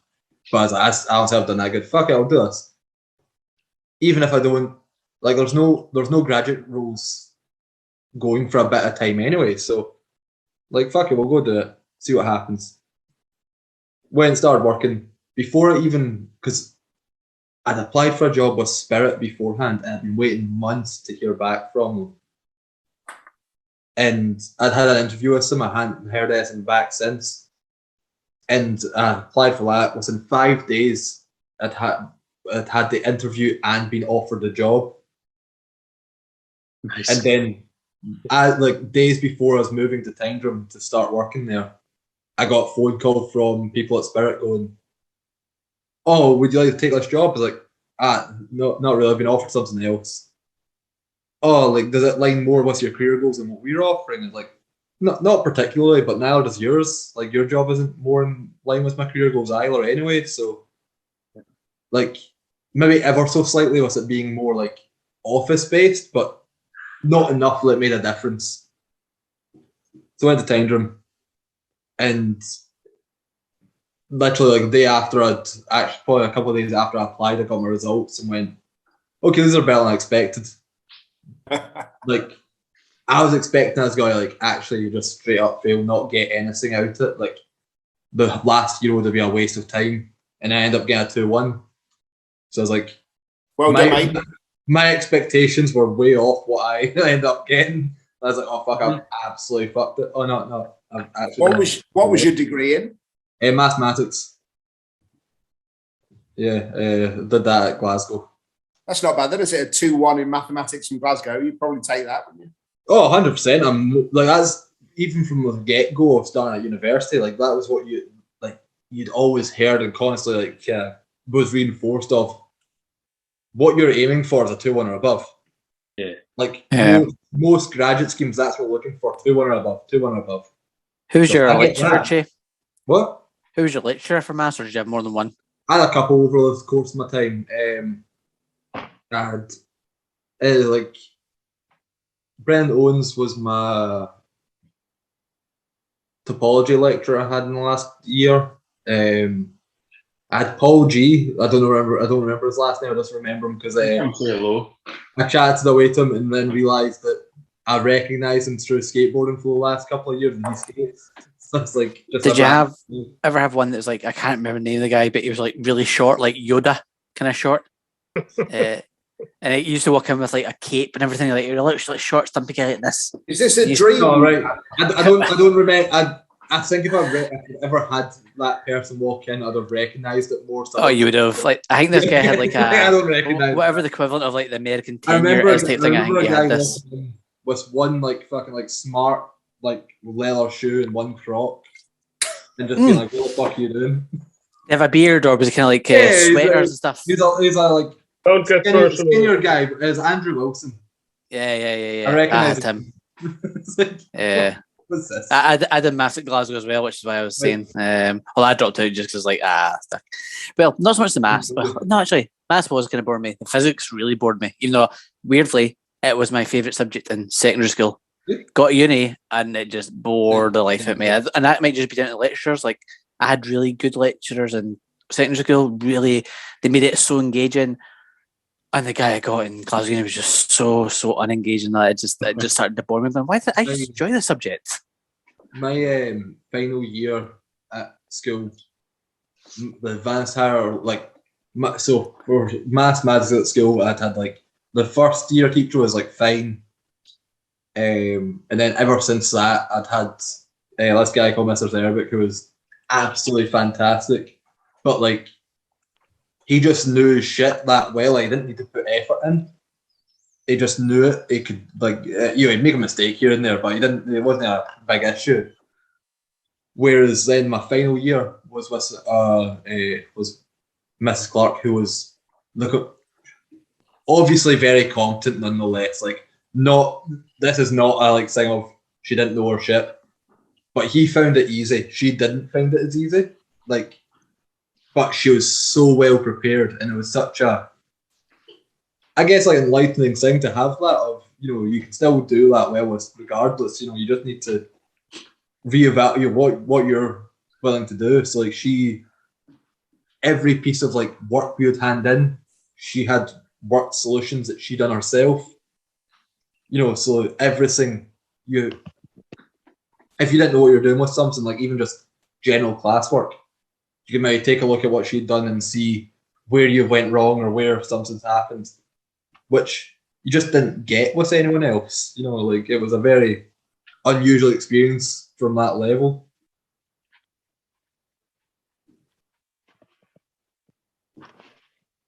Also, the only teacher I'd ever received a card from after getting results.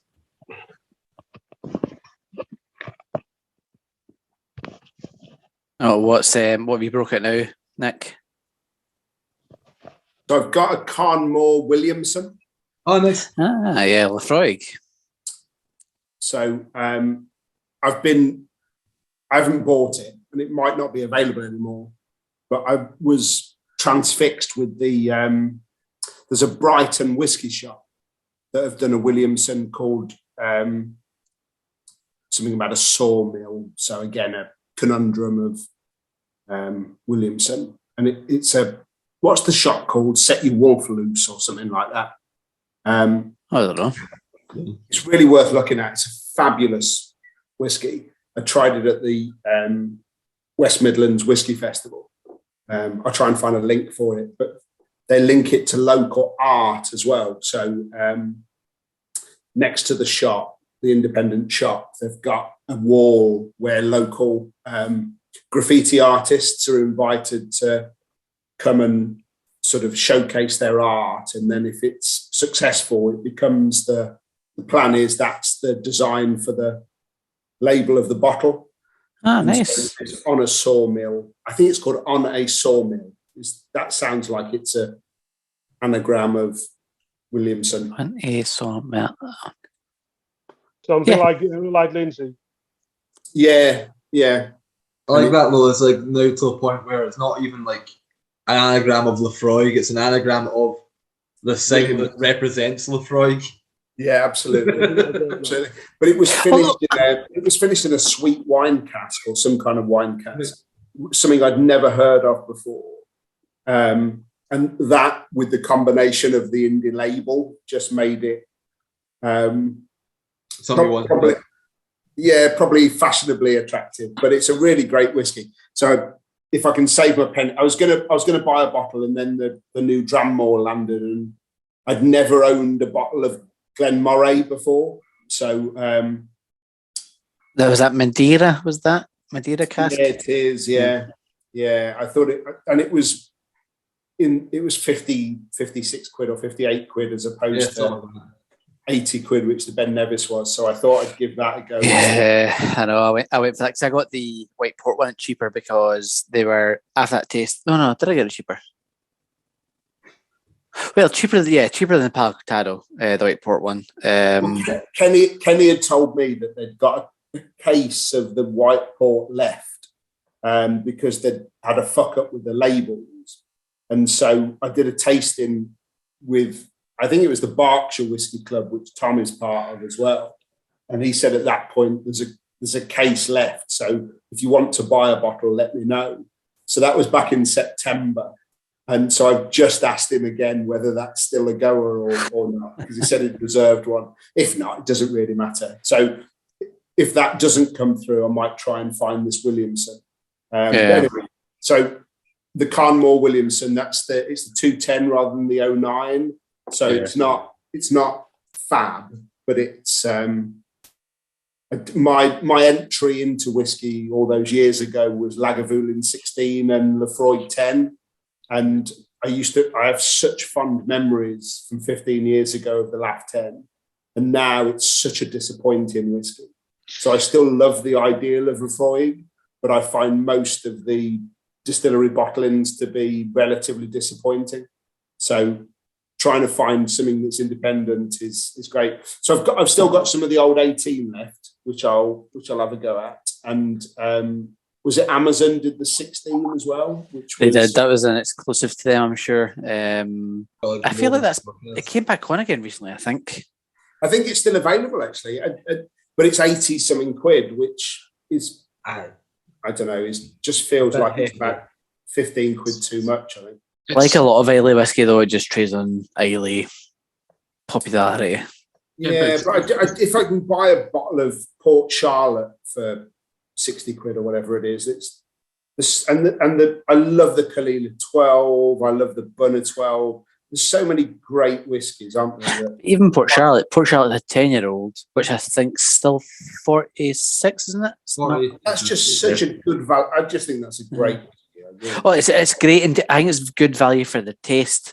But I in my head, I'm thinking of the elements of like 10-year-old 46%. Then I'm like, it's high for taste, yes, because I'm the same with like my entry to like Glengoyne Teapot. Although I'd had a dram through a friend who had the batch 5, and that was my first time. And before I got into the community, I did sell 2 of my bottles, and I bought the Glengoyne Teapot as my kind of like, that'll be my treasured dram that I keep just for me. And then it turned out I ended up sharing most of it anyway.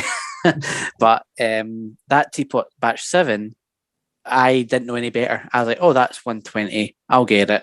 Then it turned out the whole community was up in arms because apparently the previous versions were all 90. Went, it's 30 quid dearer, and everyone was like up in arms.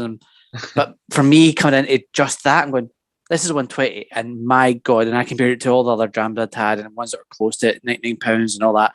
And for me, in my head, it was worth every penny.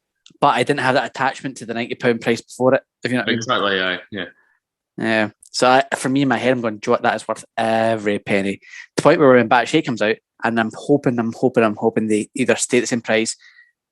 5-10 more, maybe. If they go above that, I don't think I'm going to go for it. If it's 140, 150 or whatever, I think I'm out at that point. Rolls Bank to pay for.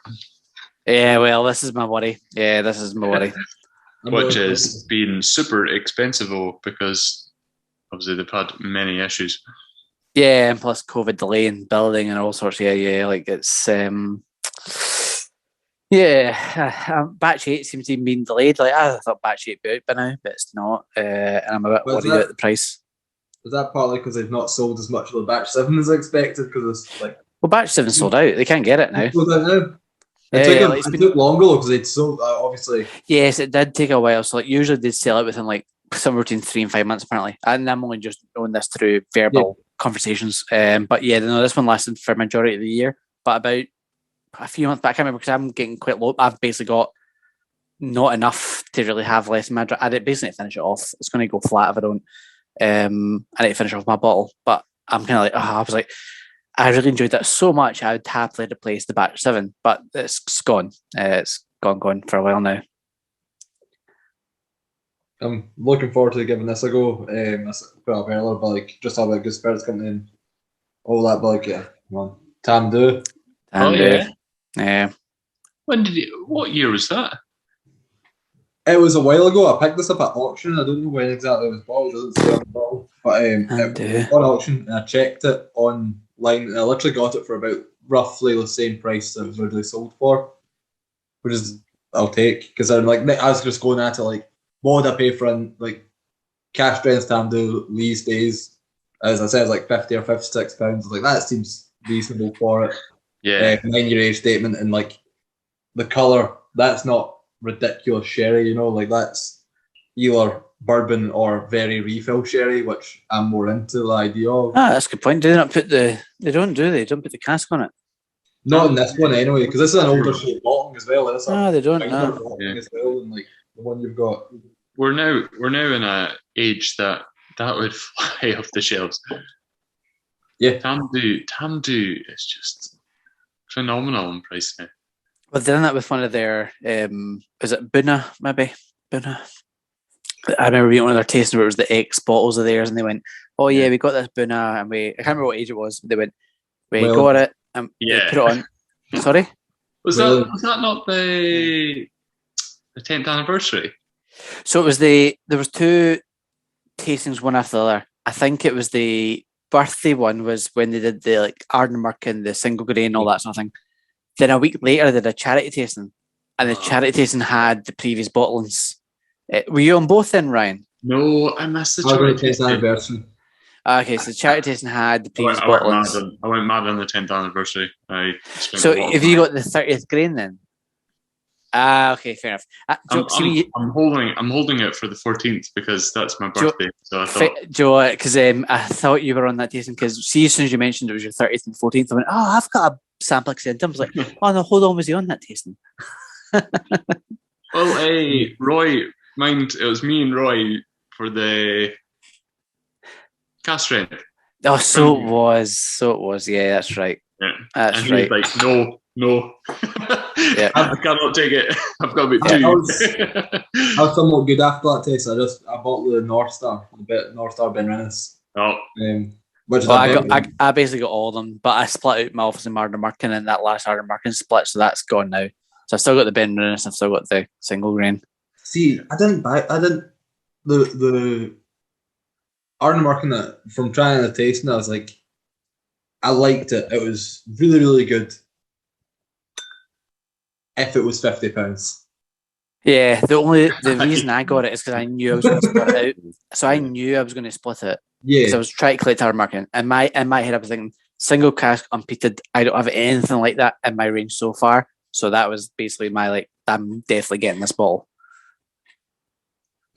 I mean, like, it was really good. The thing that reminded me most of was, like, First Bourbon cask Glencadam had a tasting somewhat beforehand.